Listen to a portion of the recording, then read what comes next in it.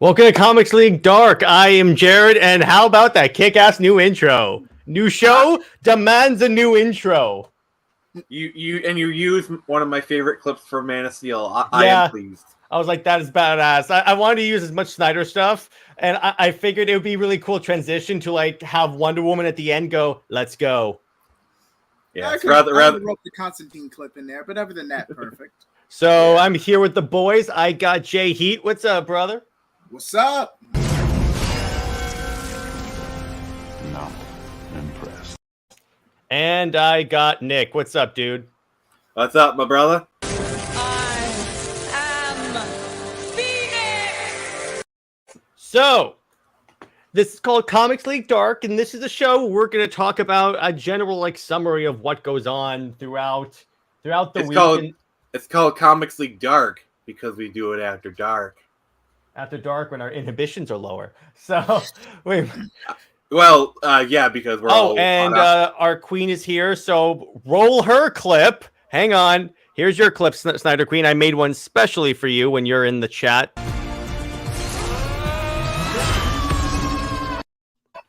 There you go. That is for you. And so we're going to talk about a variety of topics today that affect our fandom. First, we're going to talk about, okay, so this happened recently, so let me get that started. And Elon Musk officially bought Twitter. And yes, Snyder Queen, I figured that let that sink in. So I only have one thing to say to the outgoing regime. Na na na na na na na na.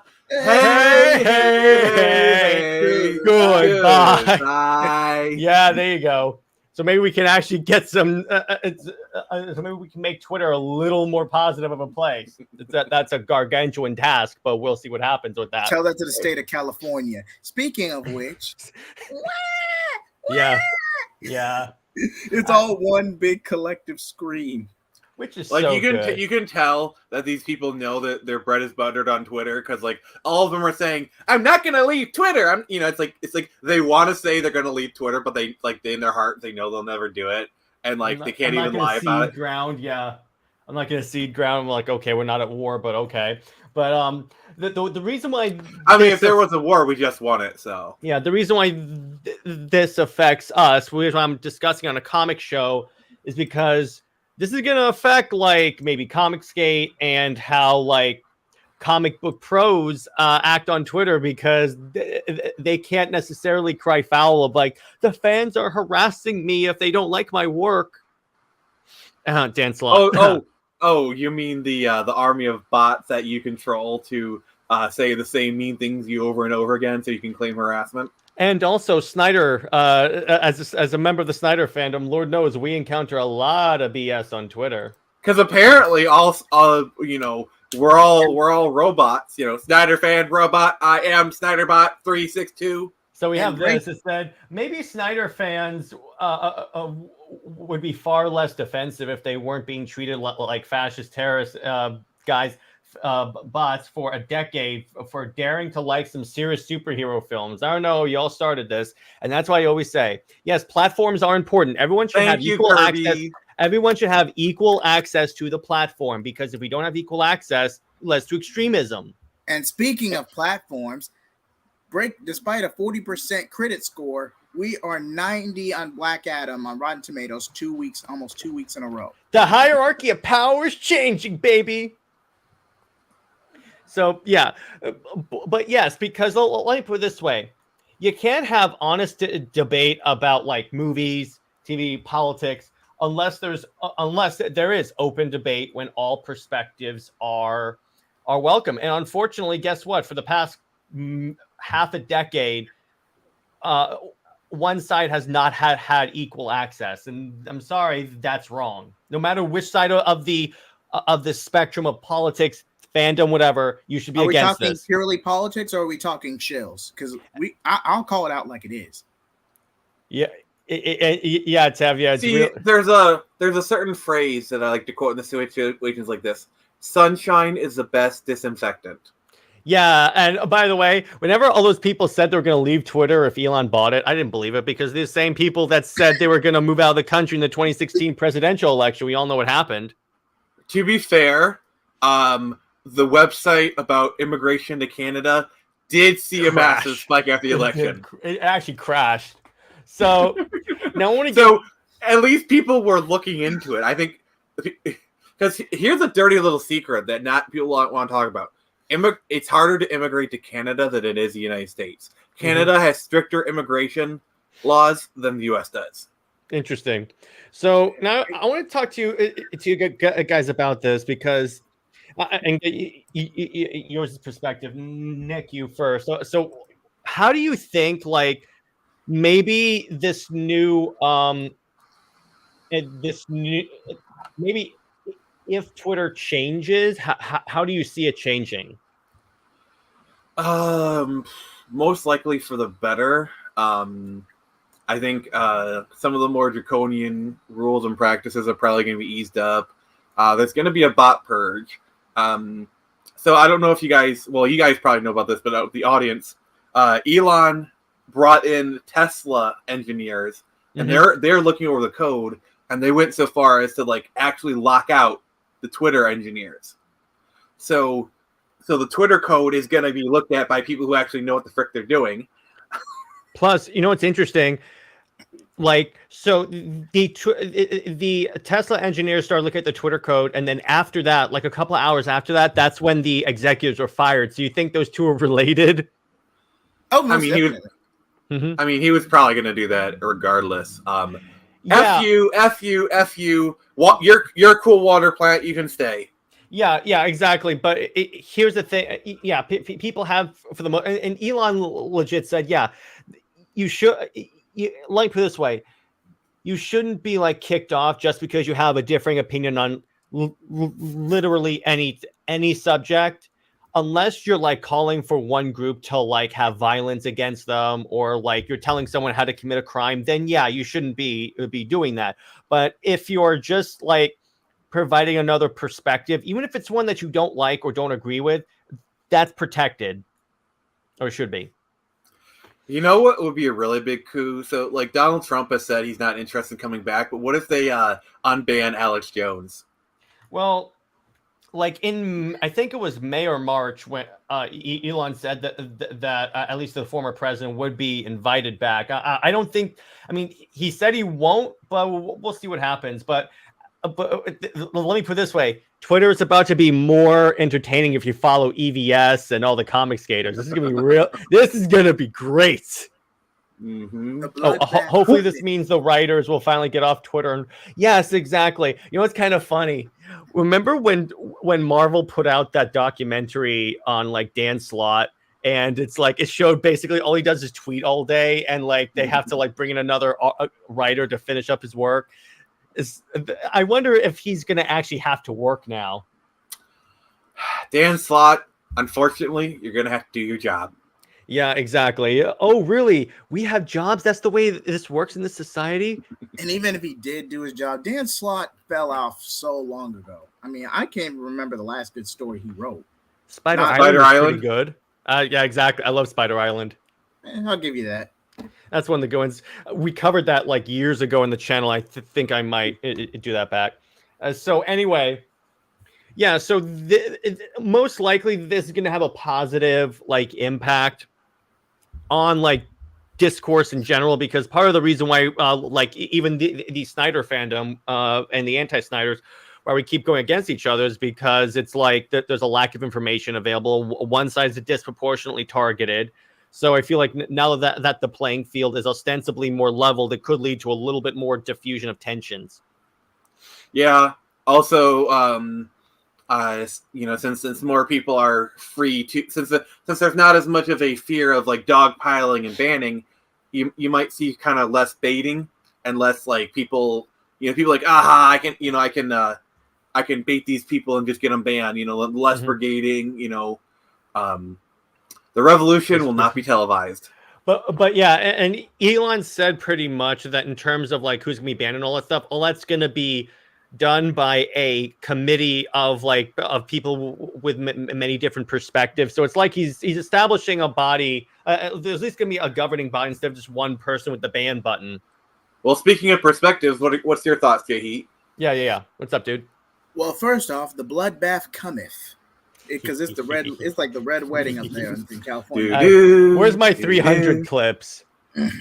Let me see. Oh, I got it. We actually, it's kind of funny. I have my sources. We have live footage of Elon Musk when he talking to the Twitter executives. This is Sparta! You want to know something funny? What? We play Reigns of Casimir on guitar. Really? If you ever want a live backing performance, I'd be happy to provide. That would be interesting. But yeah, that's what I think. The bloodbath is coming, dude. You thought Zaslav was bad with bloodbaths. And Zaslav has his legendary thirsty axe. I will say, Elon, if you're somehow watching, I will lend you my trident. I'm telling you, the way he should have fired people today is just rolled in there like worn a big cloak and on roller skates, so look like he was floating. He could just point you. Actually, the way I would do it, here's how I would fire people. You ready? I would bring all the Twitter employees into one room. Then I would name off. I would call out names at random and tell them to go into the other room. Then once it's split like half or like 125% is in that room, I would tell the rest of them here, you're fired. If you're still in here, you're fired.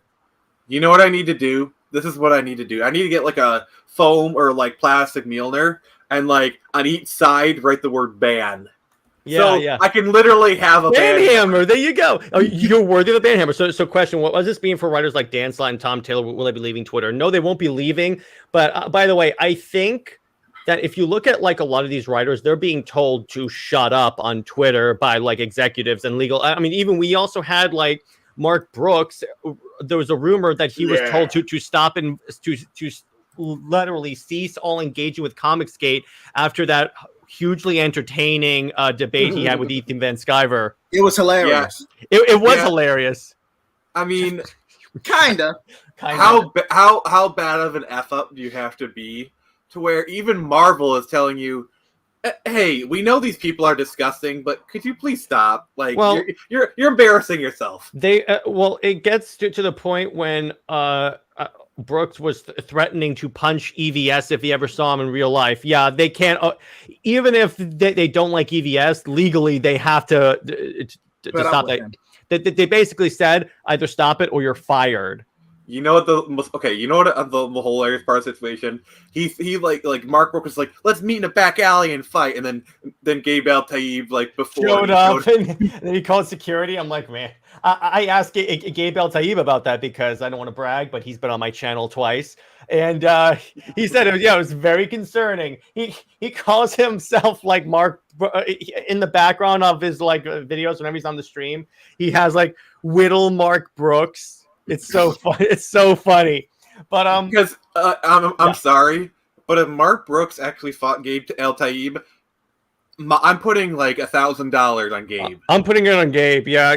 Mark Brooks is a wuss. But my point in bringing this up is that a lot of like these creators are being told to get off Twitter. It's like, and Tavia brings it up. Tom Taylor, I guarantee you, he's being told to stop engaging with people over Son of Kal-El. It's not helping.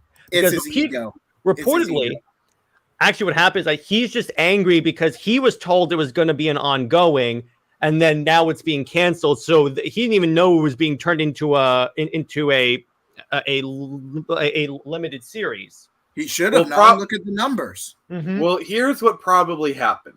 Okay, when they started the series, it was supposed to be an ongoing, but when the numbers started tanking, they panicked and decided, let's just call it a limited series so we can end it without causing any ruckus. So we can give him like a way to like rebuild his ego, which is kind of interesting because if it were any other writer, they would have just canceled it right there.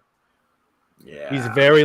They did the same thing with Tom King's Batman when they gave him a 12 issue in order to wrap that up.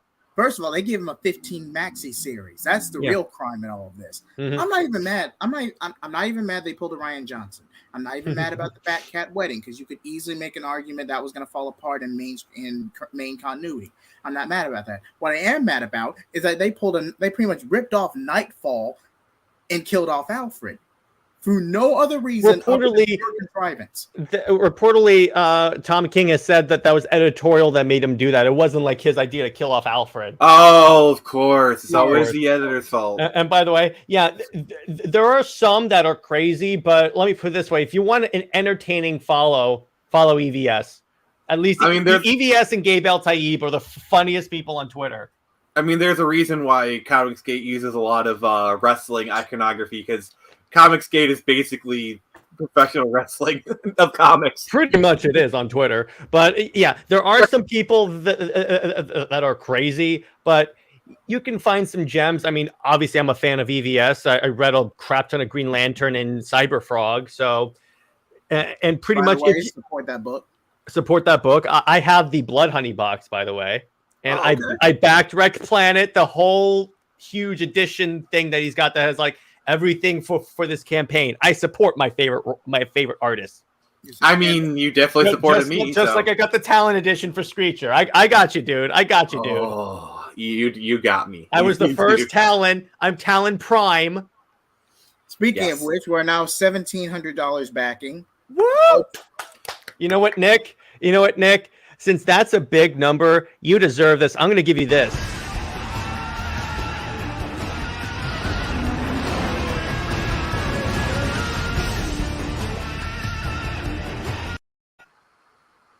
EVS looks up his own name on Twitter.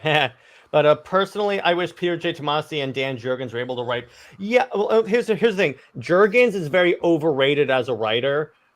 Tomasi, yes, it depends on what he's writing. Tomasi's Nightwing run, like he was the one who ended the original run of Nightwing, was so terrible.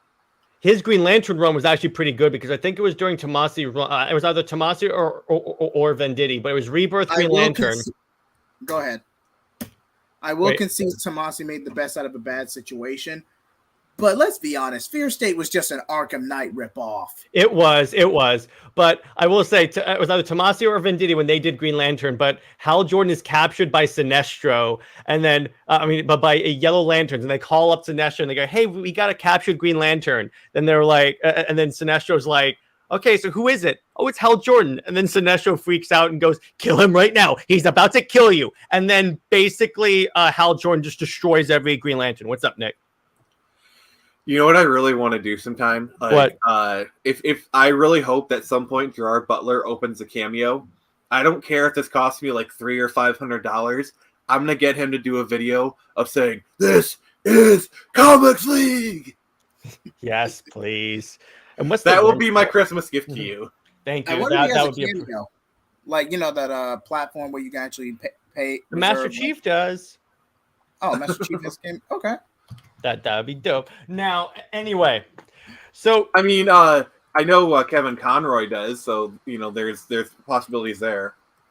That technically was okay. So it was Robert Venditti, but yeah, Tomasi's pretty good. By the way, Tevi, I was thinking, Comic Historian did an interesting video today. He said that even if they de-age John Kent, it wouldn't be the version of John Kent you want because Tomasi would have to come back on the book as well. Because it's going to be a different version of it. Because let me put it this way: say it's 12-year-old John Kent, and then it's Tom Taylor still writing. Well, yeah, it's not gonna. It won't. Let me put it this way: it won't be the Super Sons level. And Tom Taylor's not even that. I'll concede with Jared on this, but Tom Taylor's not even that bad. Editorial is really the real damage here. There are some incompetent writers, but Tom Taylor's not one of them. He's just got too. He just let Deceased go to his head, and he's got too big of an ego. Deceased and Injustice, excuse me. And Dark Knights of Steel, I agree with Taladia. That is a really good series. Yeah. So I'm looking at Cameo right now. Let's see how they got Kevin Conroy, Sam Witwer, Michael Rosenbaum. Do you know what's the greatest? Do you know what's the greatest? Short of Darkseid War, you know it's the greatest Justice League story of all time? I will get it out right now. It's that good. Hang on. Justice League: The Last Ride by Chip Zdarsky. Okay. Okay. Hal Jordan has a construct that's every superhero. Oh, yeah, at least you'll take your victories where it is. What's this? So this is a voice actor's for cameo. Mhm. I figure we got Kevin Conroy, Michael Rosenbaum, Sam Kenobi, Gray DeLuise. Oh, hey, Dean Cain. Dean Cain, Superman.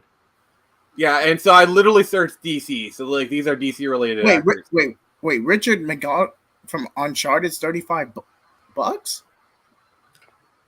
Huh. Let me go back. John Kent. It's John Kent from Superman and Lois. Let me just kind of go down. Like, where is he? Okay, there's one person who I really Lord Vader. Vader. Is there Chad Vader? You guys ever see that stuff on YouTube where it's Darth Vader, but he works at a convenience store? Hey, it's so funny. Hey, the dude I met and have an autographed picture of. Yeah. So like, I talked to him about Young Justice, and one of the things because I came dressed as Superboy, and he asked, "What did you think of the finale?" I'm like, "I loved it." Then he goes, "Yeah, so many people were pissed off when they killed Connor Kent," and I'm like, "No, just watch the finale. It gets resolved." And I'm like, first off, their first issue is that they thought a death was permanent in a universe where they bring people back with stupid reasons. Yeah, right on the Comic-Con portion. Danica McKellar, if you remember that. Hey, hello, Megan. Yeah, she was Wonder Years. Yeah. Winnie Cooper. Oh, it returns almost. So now let's. I think we've talked all we can about Twitter. Let's move on to. Okay, so apparently we got even more. This week. We got huge like. Oh, I'm gonna get someone to say the Techno Union Army is at your disposal. Count episode 2, but so Tara Strong's on here. We also got like heavy implications that Snyder will be coming back to DC any minute now, practically. Within the next 2 years. Within the next 2 years. As soon as his deal is done, I think he won't do like an exclusive deal. He'll still keep his Netflix stuff, so he can still do that. But I think he's going to do like a deal so he can work for both Netflix and Warner Brothers. They have Stephen Ogg on here, Trevor. Yeah, I know. So what do you think? So what do you think about Snyder possibly returning, Nick? Get your bleep button ready. It's about damn time. That's not a curse. What are you talking about? That's fine. But yeah, Comics League After Dark. I think we can get away with a few. You can get anything shorter than F-word is fine. Okay, that's fine. Frunk. That's fine. Okay. But yeah, it is about damn time because let me put it this way. You know what's kind of funny? They should have gone back to him immediately after that. They saw like the returns for like Birds of Prey, a few of their other failed movies because it's like, guys. Hamada was never going to work. Let's be honest. It's kind of funny. He claims that he was building toward a Crisis on Infinite Earths, but I'm like, okay, wait a second. Then how do we know? And by the way, Snyder Queen is doing it for us, which we'll take it. You're allowed to. You're a queen. But so Hamada claims, okay, so I was building toward a Crisis on Infinite Earths. Okay, so where's the indication of that? Because if you're trying to copy Marvel, Jay Heat, let me ask you this. How early did they tease Thanos?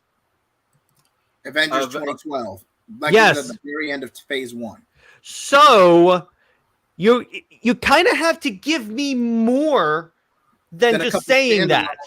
Like even Marvel, as poorly as they're doing, they're still clumsily building up to Secret Wars. They're still very clumsy. Like they're still at least because Kang is their new Thanos.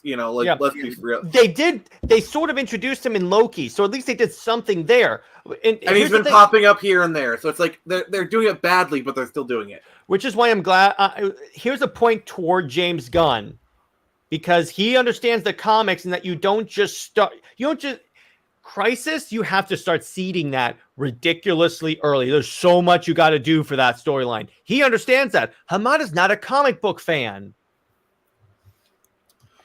Because, with Crisis on Infinite Earth, first, you got to have multiverses. Then you got to start, seeding, the Monitor and, Anti-Monitor.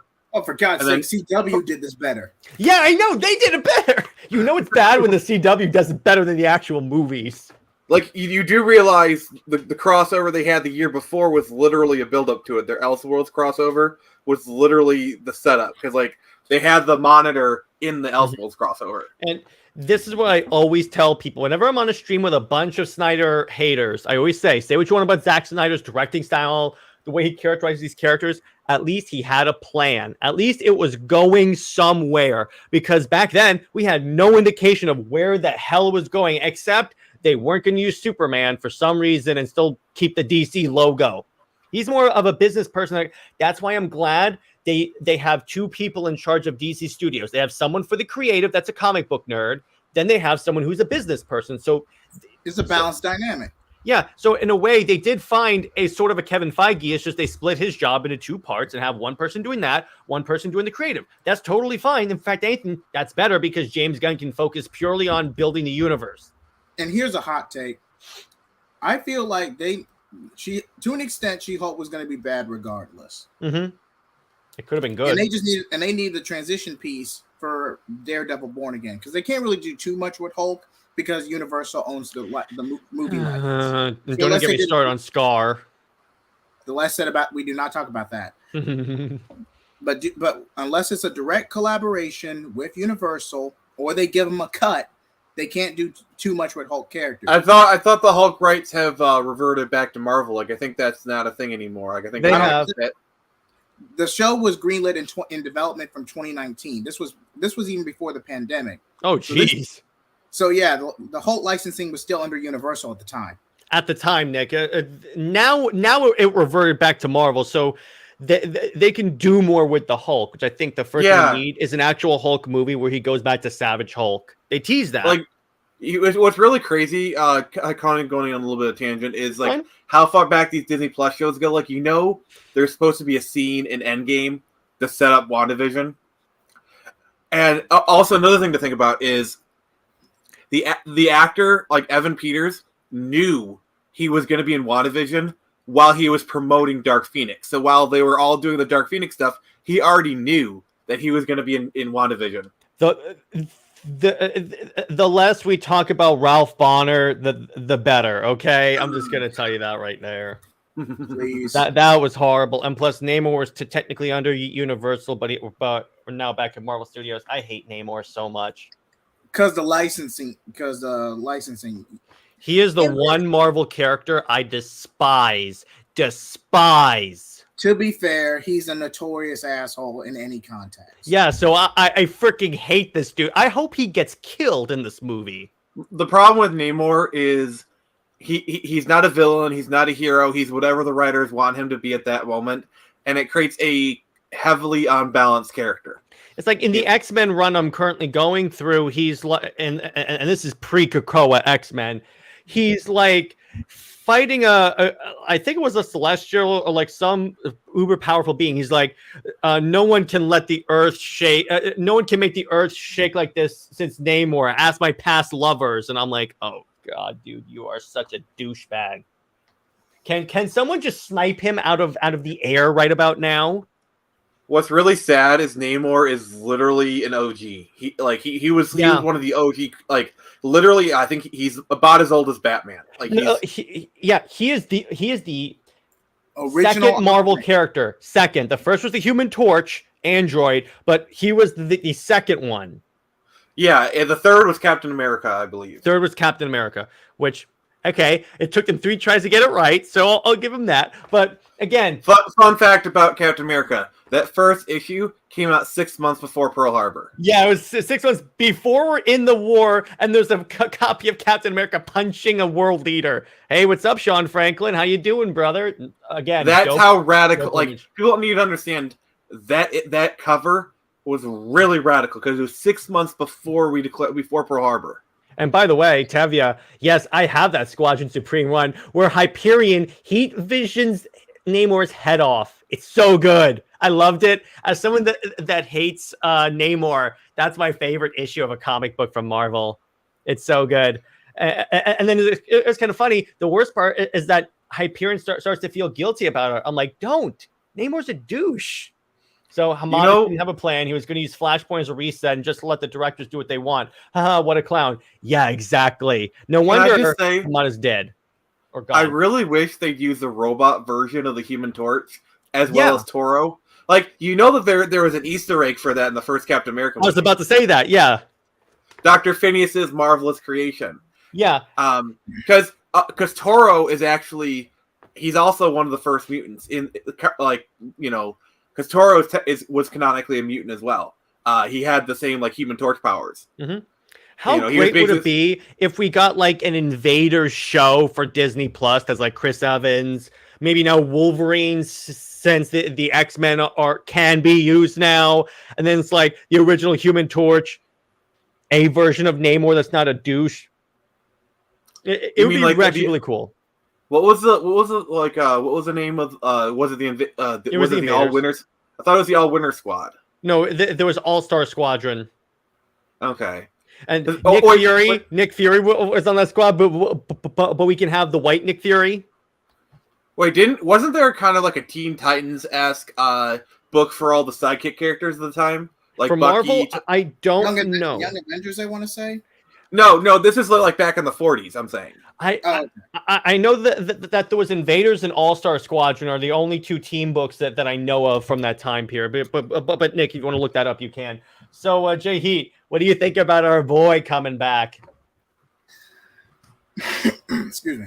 Just good news all around. DC's finally getting their act together. And to be fair, when you're adapting characters into movies, it's not always going to be an exact correlation. There is, especially, but as long as it's good and you have substance.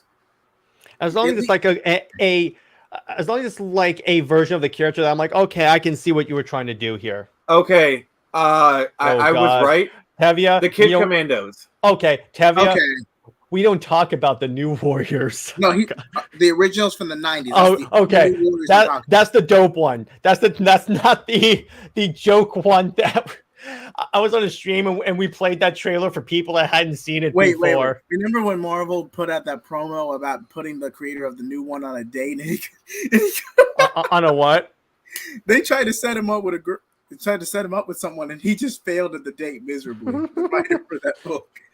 Oh man, that was the book that's like got the most. That video for the trailer has like the most downvotes.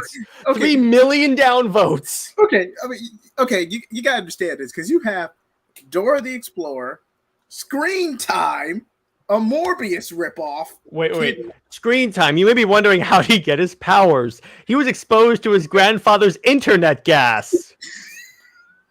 What the hell? Oh, Nick, that's how Screen Time got his powers, internet gas. Oh, and we had a brother and sister, Snowflake and Safe Space, that were hugging each other very intimately. Like, I'm very concerned about your relationship with your sister, dude. Ugh.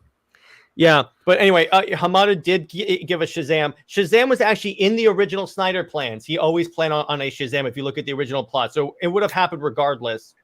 Oh, and by the way, the moment Marvel loses the Captain Marvel rights, DC better jump on that. DC better jump on it and give us like Captain Marvel. And that would be great if they make a Captain Marvel movie and it's so much better than what we got. That would be honestly, so good. Marvel, like, they're going to hold on to that for dear life.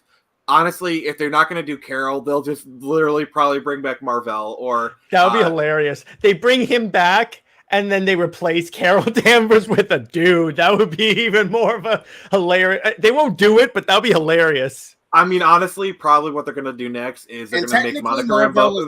They're probably gonna make Monica Rambeau the actual one that people actually liked. Yeah, which I'm fine with that. Oh, and by the way, so what's actually kind of funny. Here's my problem with Shazam because I recently watched it. I get triggered at the Headless Superman cameo. He was supposed to be in it. Technically, he is, because if you watch, because now that I have seen Black Adam, when you watch the scene where the wizard is explaining everything, it literally lines up with what was done in Black Adam. So it links to it. They show like a hologram of Black Adam destroying that temple. So I'm like, okay, now it lines up. Thank you. It seems that I love the people who say like, like this has no connection to Shazam. The wizard is literally in the movie. Yeah, the wizard's in there. And so I feel like Hamada was just making the best out of a bad situation, even though it was the own hole he and the other executives dug themselves in. But he was failing at that too. It's kind of funny. He repeatedly failed. It wasn't like he had one or two duds. Repeatedly. We all know what happened with Joker. He sabotaged it. So guess what? Warner Brothers didn't get all of the profits from a $1 billion movie. And you know what the other thing is? A solo Harley Quinn movie made a lot of sense at the time because he was a breakout character. But the problem is they just totally messed it up.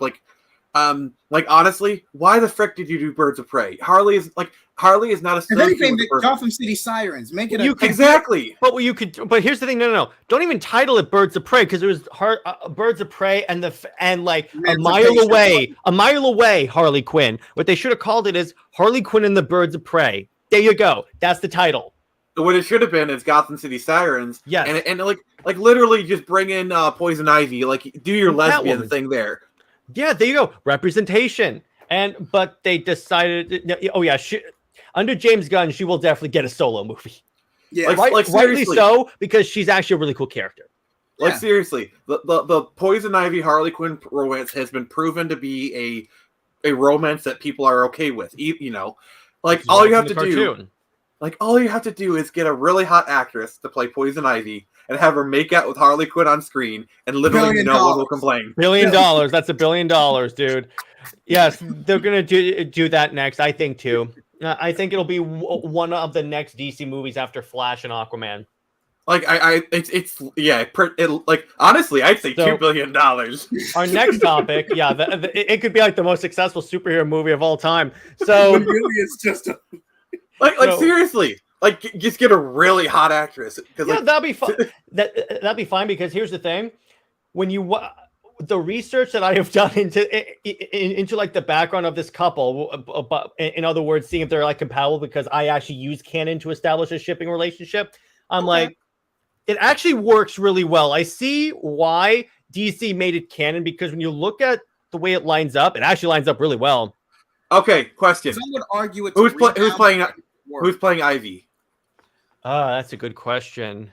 Alexander Daddario, but she's a little old. No, Daddario has to play Zatanna. You can't do that, dude. Okay.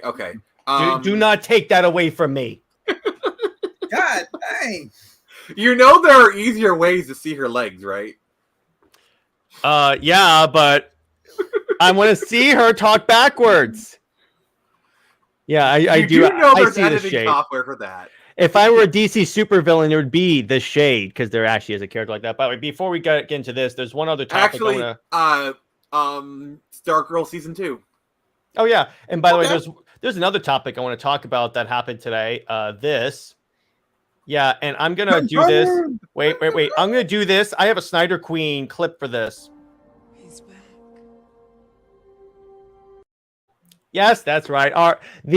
The Superman of our generation from his own mouth is back, baby. The stud of the British man that plays an American icon is back playing Superman. Yes, thank you, Snyder Queen.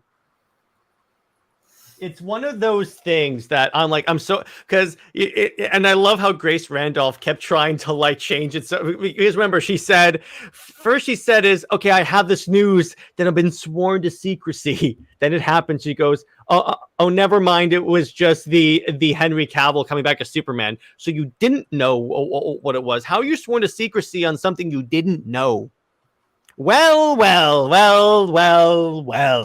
Well, we all know that Hamada was the one feeding her leak. We all know that. Yeah.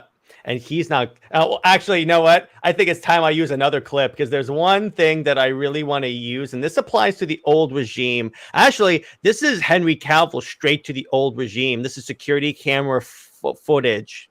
The bat is dead. Bury it.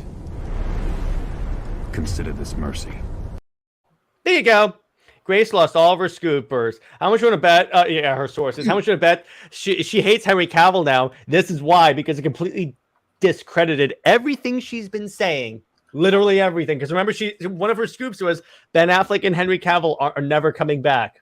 You want to hear something that's going to make you even happier? What? James Gunn hates Grace Randolph. Oh yeah, I love that. It's like the sun rises in the east and sets in the west, blah blah blah blah blah, and Grace Randolph doesn't know what she's talking about. I'm like, yes. So you went from someone who was actively feeding her leaks to a head that Which actively is funny. hates her. By the way, she works for Warner Brothers indirectly because she works for Rooster Teeth. So what's kind of funny is that it was like mostly like, hey, let's get. So you know how I pay you to puff up my movies? Can you do it some more? And guess what? I got fired.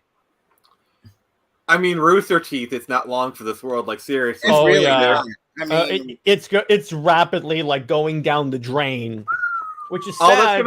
All that's gonna happen is Rooster Teeth is gonna close. The rights to like Ruby, Red versus Blue, and then Genlock are just gonna revert back to Warner Brothers proper, and then like we'll probably still get Ruby content. You know, it'll probably be better at that point. yeah, let's be fair. Rugby's been falling off for quite some time. I stopped after like season 3 or 4. I was like, no, I'm done. This is crap. Don't be surprised if the next Injustice you actually get Ruby characters that show up. I wouldn't be surprised. Oh, Tevia, I got bad news for you. It's heavily implied that the Superman and Lois show is going to get canceled because Zaslav wants to have one Superman Synergy. Yeah. Actually, no, I take that back. Ruby is probably going to show up in multiverses. Okay. Yeah, they'll establish it as a DC property, a DC multiverse, which if they do right, I could see. I really don't want a repeat of Justice League Ruby. Yeah. No, what I'm saying is for multiverses, Ruby Rose, the character from Ruby is perfect. Okay. She is perfect for multiverses. She fits in perfectly. The game for Ruby actually is pretty decent, by the way. Rubico McClips? Yeah, I play the crap out of that game. Yeah, who would be the guest cameo for Injustice 3? Who would be the guest cameo? Pyrrha. Character. Pyrrha. She's basically Wonder Woman. Pyrrha. Okay. Oh, on second thought, I don't know. I don't think they'll do Ruby characters for Injustice because. Like, wait, I got it. Who's the villain that that Jen Taylor plays? You know who I'm talking about, right? The main antagonist. She could be one. Or let's have a random Grimm. Well, I'm sorry. It's been a while since I watched Ruby, so I'm kind of. I have no idea. Behind. Well, but to Tevia, that show is going down. That show is going down. I give it a season max. I don't think it's going to be renewed after this coming season. So I'm going to say Ruby Rose for multiverses is highly likely. Yeah, that's highly likely. I guarantee you that's happening. Like they'll probably put Ruby under the Warner Brothers animation banner. Mm-hmm. Yeah, it's going to be end. Which, trust me, Tevia, I'm sad too because I love that show. It's real. It's some of the best CW content. All of the suit sucks, but the CW network is getting shopped around too. Everything's crumbling down. Yeah, it was actually sold. It was actually sold. Who bought it? Somebody basically bought CW for assuming they're like basically they got it for free. They just had to assume $100 million of debt. Wow. And by the way, Tevia, they can't be. And here's the thing, no, because the way it works right now is that Zaslav wants Henry Cavill to be the one and only Superman. He doesn't want people to say, okay, so do we mean Henry Cavill or Tyler Hoechlin when we talk Superman? No, it has to be Henry Cavill only. And by the way, animation is different. You can have as many animated Superman as you want. Yeah, and by the way, DCU will be theatrical and HBO Max. That's great. Yeah, 100% do that. We were saying that they should put like all the Batman stuff on HBO Max and just stick with the shared universe for theatrical. Yeah. So the question is, if he wants one Superman, logic would assume he wants one Batman. Which makes me think. Max. But HBO, I mean, then that's the whole argument for Superman Lois. I think honestly, he's going to start thinning the herd, and I think what'll probably happen is that we'll start hearing that the Batman 2 will keep getting delayed, and the Batman won't show up in like any of the side projects until Ben Affleck is done playing Batman. Like we already know that like there's trouble in paradise, like that book that the thing is having trouble.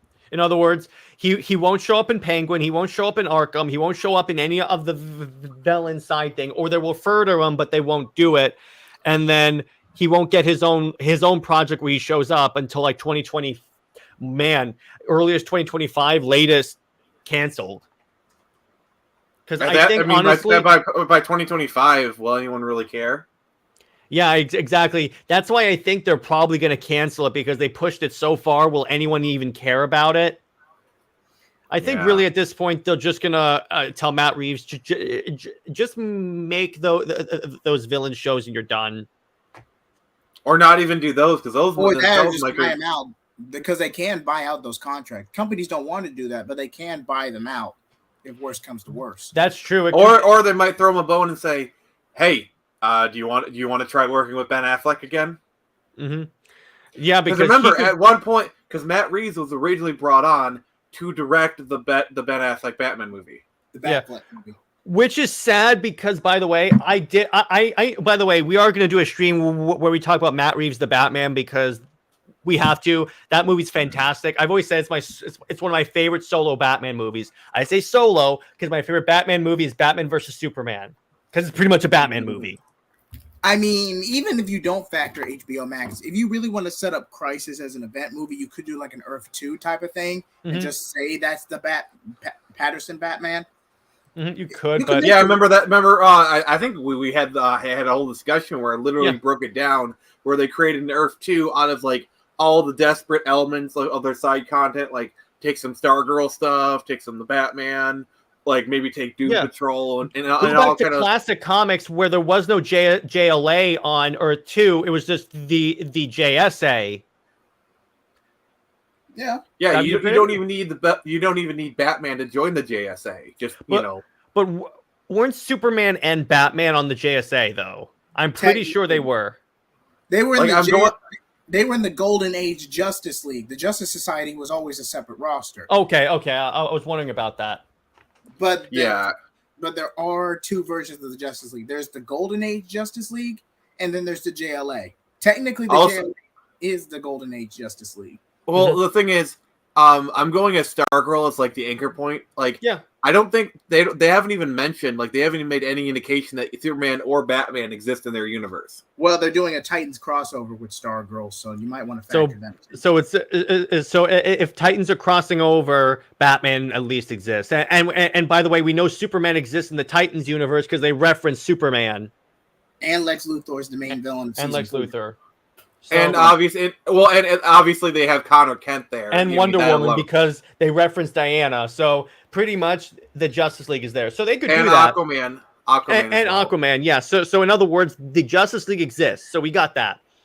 So I think it's safe to say that Superman is in good hands. And I love how the anti-Snyder people were talking about, well, Cavill wants to play the hopeful Superman. That was always the plan. It was always going to be a hopeful Man of Steel movie before the fall, and if they still even do the fall. Hey, Medina, what's up, dude? And let's kind of cut the BS here. Man of Steel was really not as dark as people make it out to be. No. Let's be perfectly fair here.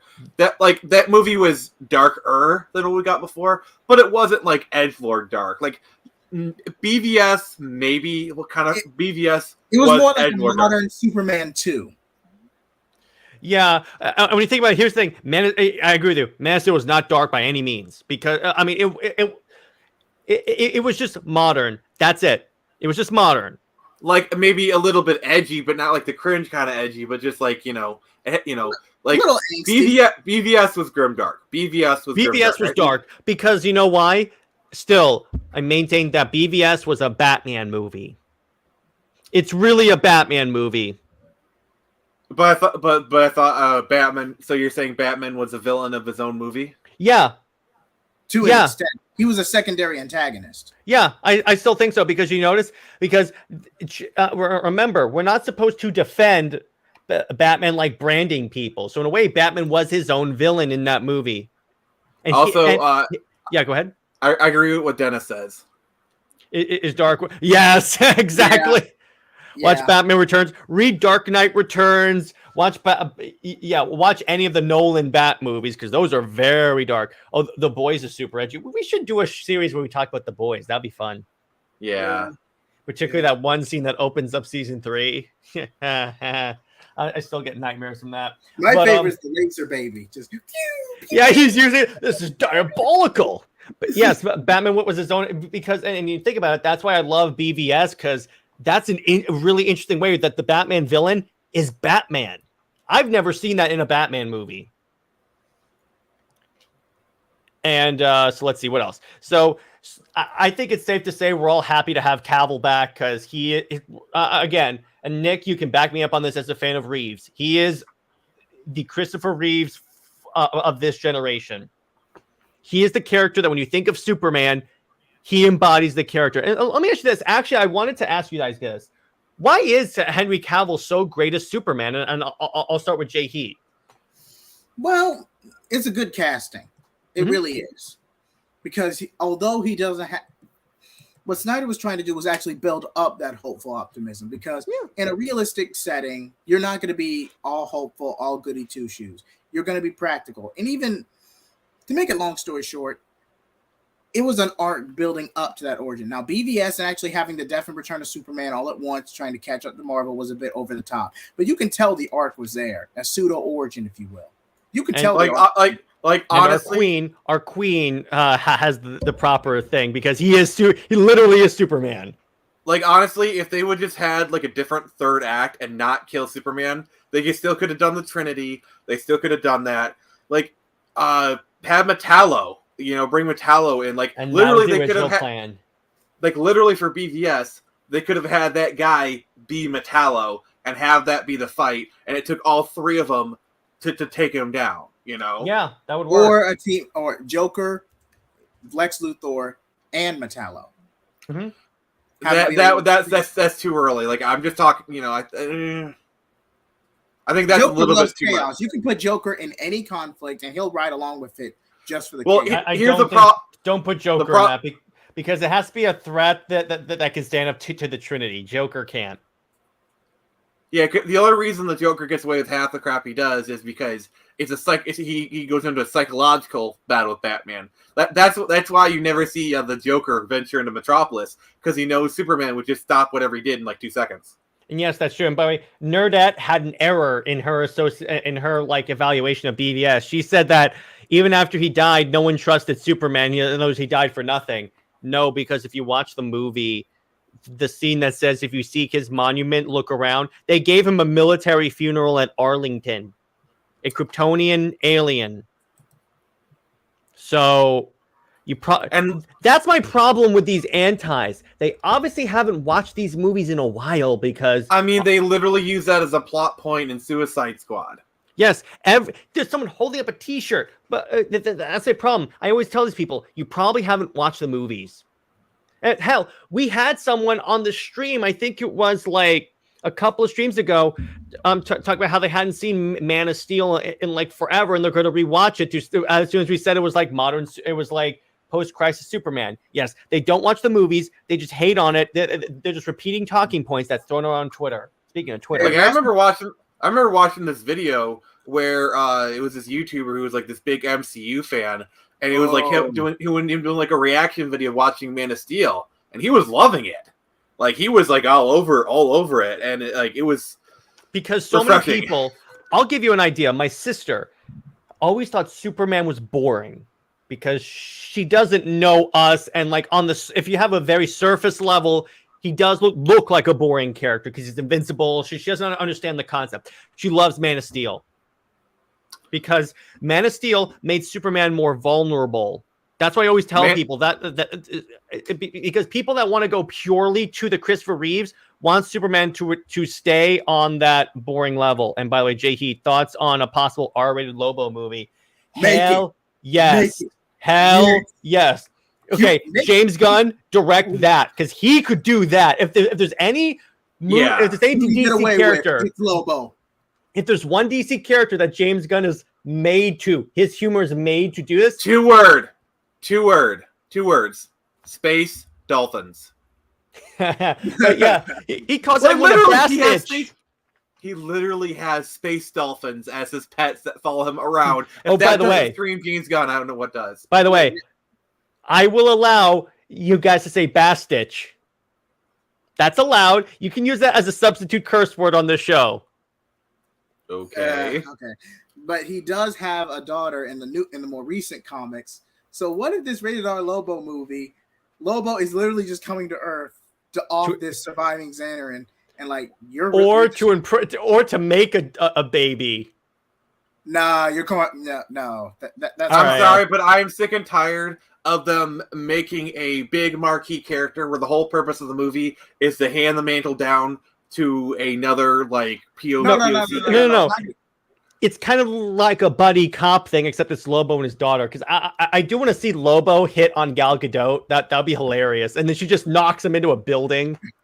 That would be so good. And he's like, "Well, that's playing hard to get, eh?" No. It's like he wipes the blood and says, "I love a hitter." Oh, we're gonna. Oh, it's like joke's on you. I'm into that shit. I'm into this shit. But who would play the main man? Not Hugh Jackman. It can't be Ryan Reynolds. I can't see him playing. No. It has to be someone who's like muscular but like really funny. See, if he weren't playing Peacemaker, I'd say John Cena.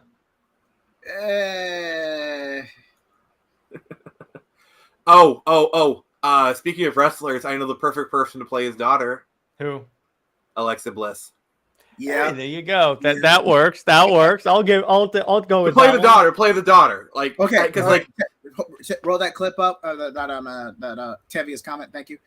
To be fair, we can all agree, but a lot of that was because Adam Glass. He's more of a producer / CW writer, and the fact there was an editorial mandate to turn Damian evil. So a lot of that was editorial. But Crush was not that bad of a character. She got cucked by Damian, but she was not a bad character. That would actually work, the actor who played him in Krypton, because he was good. And by the way, Medina brings up a good point. I still remember hearing a geek YouTuber accusing Man of Steel of not being comic accurate because Ursa didn't appear, but Ursa isn't from the comics. Wait. Read that. Mixed opportunity. What is that? She's not a Daxamite. That other superpowered love interest. Maxima. Maxima. They really I want her to show up in Man of Steel too. Please. For the love of God. She showed up in freaking Smallville. Please. Fun fact. That Maxima appearance was technically a filler episode. Mm-hmm. But it was such a great episode. I'm like, please. That's all I've ever wanted. Just a Maximo to show up in a Superman movie and Superman to rebuff her. It'd be so funny. Because you can imagine Henry Cavill Superman would be so polite about it too. Wait, Gina Carano as Maxima. No. It has to be a redhead though. Do not. Becky Lynch as Maxima. Becky Lynch as Maxima. Wait. What's that? The one Southern Belle wrestler. I can't remember her name. There's so many. You're gonna have to like narrow it down a little bit. But yeah, so Lacey Evans. I can see it. Let's move on to the next one. So speaking of James Gunn, James Gunn is going to be the leader of DC news. I think this was the news that came out this week that shocked everyone because literally no one, including the Scoopers, had any indicator there was going to be James Gunn. Well, that's because the Scoopers lost their sources. Especially one that starts with that sounds like base handoff. Isn't it funny how like the only two Scoopers who are still consistently against the right are Saul and Geekosity. And they're the ones that everyone always blasts for being fake. And yet they're the ones who are almost always right. Mm-hmm. Like Ben Affleck being... they predicted Batgirl was going to be canceled, by the way. Anyone could have predicted Batgirl was canceled. Geekosity, he literally scoops things like years in advance. Now, I mean, here's the thing.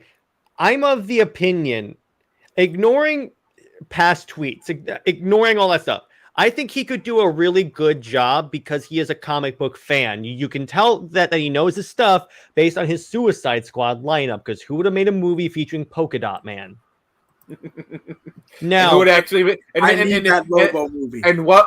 Okay. That Lobo movie. My addition is, what self-respecting filmmaker would do a movie featuring Polka Dot Man and actually make it work? True. Yeah, exactly. So I'm like, okay, so this guy has a deep knowledge of DC lore. He's a comic book fan, avowed comic book fan, and he said multiple times, even before when he was doing a press tour for Brightburn, he by the way, a movie he produced and helped write, and that is very dark. But he even said that it's important to have multiple tones and perspectives in these movies, because otherwise it's just the same thing over and over again. So he's right there telling you he's not going to turn it all into like his brand of comedy. One project, you're going to get something dark. Another project, you're going to get something light. Lobo, you expect it's going to be that type of humor. It has to be Peacemaker humor because that's the character. Worse. It has to be worse. It has to be Deadpool mixed with Peacemaker. Yeah, because that's kind of the trap you fall with Deadpool. See, the problem with the problem with Lobo is it's really easy to turn Lobo into like a Deadpool ripoff, and he's not really Deadpool. He's a biker. He's a space biker bounty hunter. It's like you think Deadpool. I mean, Lobo is Deadpool. Like all the ridiculous of Deadpool. Deadpool is DC. Go ahead. Deadpool is all. I mean, Lobo is all the ridiculousness of Deadpool, turned up by a factor of 3,000. There's only one problem, though. There's no way you could do the Lobo movie right, because you know why? The humor would get canceled by the Twitter mob like that. Like basically, you got to think of Lobo like Duke Nukem. Yeah, there's no way they could do that. Like he's very similar to Duke Nukem. Like they come from the same cloth of they're kind of satirizing that type of thing. And yes, if they do, Lobo would be turned down. Yeah, he's a supporter of creative freedom, and who is he best friends with? Yes. Did they have the initial Z and S? Yes, they do. As a matter of fact. Yeah, second Warner Brothers. So yes, I have to play that clip every chance I get. But yeah, Lobo can be done easily, Snyder Queen. But here's the problem: a lot of his humor would be like, because it's gonna get critically bashed. It's going to get critically destroyed. It's going to be called toxic masculinity. I guarantee you, it's going to be the Rotten Tomatoes score is probably going to be similar to Black Adam. Oh, it's going to be worse than Black Adam, but you'll have an audience score of 80-something the first week alone. Mm-hmm. Yeah, exactly, because that's the way it's going to be.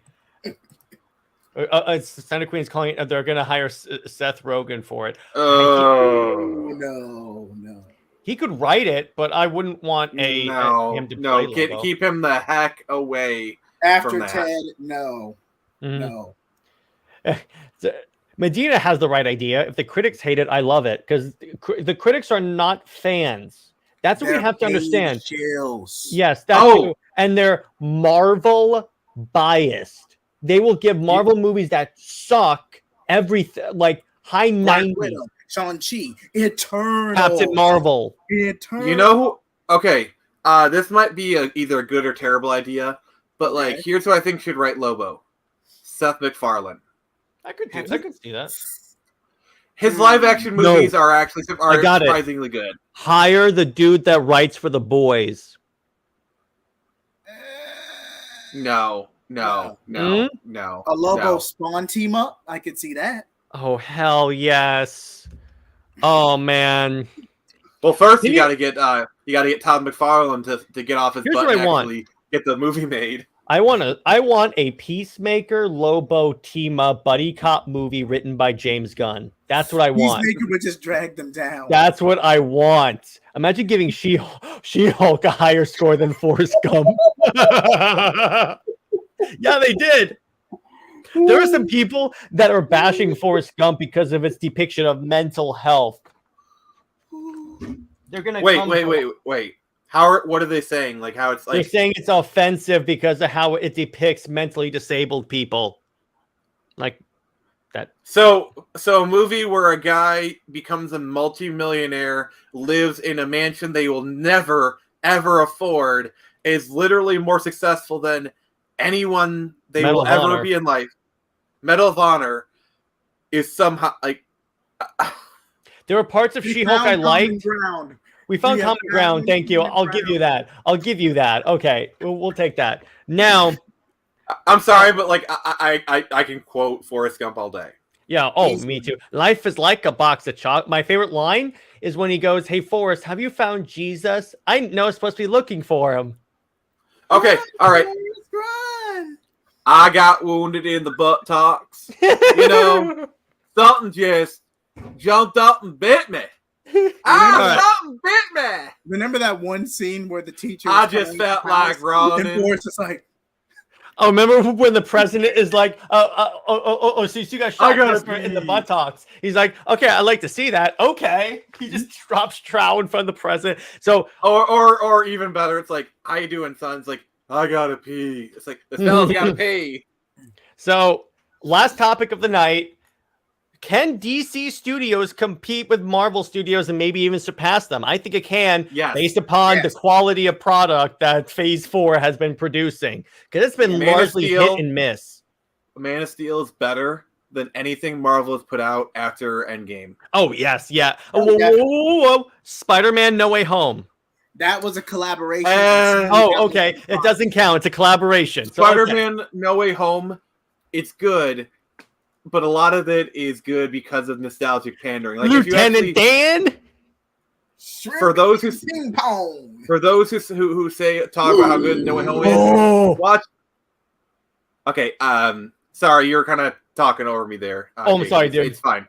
But no, it's not your fault. Snyder Queen's comment. For those who say No Way Home is amazing, my answer is watch it again. Because once you watch it again without like the whole nostalgia goggles, it's not a bad movie. It goes from like an 8 or a 9 to like a 6 or a 7. Because like shut your mouth, you heathen. I mean, honestly, if you remove the nostalgicness from it, I can see that. That's a fair criticism. Okay. I mean, to be fair, it is the best of the trilogy. I've been very critical of this trilogy. But this is the first one that actually feels like a Spider-Man movie. Fun fact. That's accurate to his real-life sense of humor. Oh, really? That's actually really... Oh, yeah. He would actually talk to people while he's on the toilet. Like literally, supposedly, LBJ had a massive Johnson, and he likes showing it to people. Yeah. So... On that note, so I think if the way DC is going, they're on target to compete with Marvel, particularly now that they've thrown out the old regime that were like not doing the DC brand any favors. Because when you think about it, so Henry Cavill coming back as Superman, that announcement like the same time Marvel released the Quantum Mania trailer, and it didn't even make a dent. And here's the thing also, when you think about it, when the Snyder Cut came out the same weekend as Falcon the Winter Soldier, and people were talking way more about the Snyder Cut.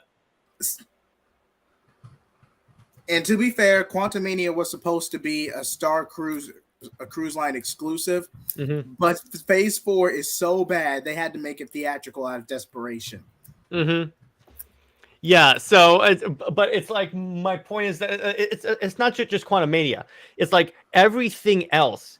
It seems that it seems like everything Zack Snyder associated, because guess what? Whenever it's like Zack Snyder's Justice League or anything like that, DC Marvel can't compete, which I'm like, you should.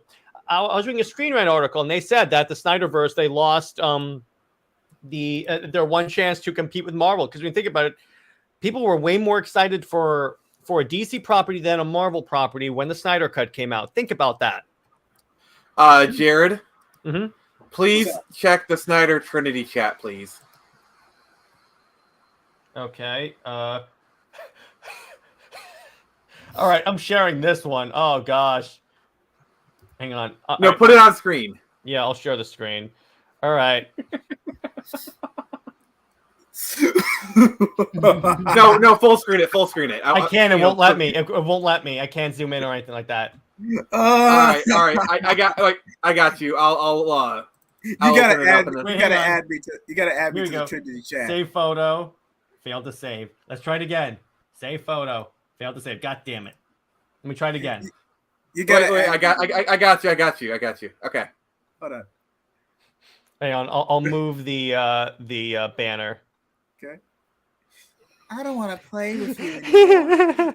That should say David Zaslav instead of Warner Brothers. I don't know. That's just what I said. It still fits. It still fits, but I just made that. It's spot on, dude. That is well done. By the way, please let me post it on Twitter first, and then you can guys share that. But like, yeah, okay, sure. Please. Now, let's. So, I'm thinking, particularly with the fan reaction to Black Adam, because what's the Rotten Tomatoes score on now? Currently, hold on, let me refresh the page. But currently, you're standing at a critic score 40%, audience score 90%. Yeah. So 90% audience. That's higher than isn't that higher than pretty much Phase 4? Most of them. I would have to go through them. Mm-hmm. All right. Let's start. Probably No Way Home is the only exception. But when you think about it, because here's the thing. Here's my problem with Marvel critics. They'll give anything a Marvel a high ranking, regardless of quality, if it's like if it's about a diverse character, which that's fine. You want to hold up diverse characters, but you don't have to lie about the quality of the product. Black Widow, 79% critic score, 91% audience. Mm-hmm. Shang-Chi. Which Shang-Chi? That's the martial arts movie. It was a generic martial arts movie. First off, it was really generic. Ultimately, it was good, but it was very generic. So it had better action than the rest of Nick, that's such a great tweet. He goes in the words of Zack Snyder, "Suck it, Warner Brothers." Also, you noticed I tagged Zack in it. Yeah. Imagine if he retweets it and likes it. That'd be hilarious. Dude, well done, sir. Well, he likes it. You gotta let me know. Please show it. I have to show it. All right, hang on. I'll actually go to your Twitter thing. Hang on. Ladies and gentlemen, the greatest tweet of all time. Can you zoom in? This is as zoomed as it gets, Nick. You can see it. Yeah, it's so well. That's well worded. But yeah, diversity has become a replacement for quality. Which, yeah. Oh my god! Just imagine if Zack Snyder likes that tweet. If he likes it, you gotta let me know. But yeah, it's like I'm screenshotting that. Look at Captain Marvel. They told you that if you didn't like the movie, you were sexist. And speaking of Captain Marvel, let me go ahead and pull this up right quick. Let's see that. I want to see that. Okay, Captain Marvel. Oh, and what's the audience score for the Snyder Cut? Hold on, just 1 second. Yeah. Captain Marvel, 79% critic score, 45% audience.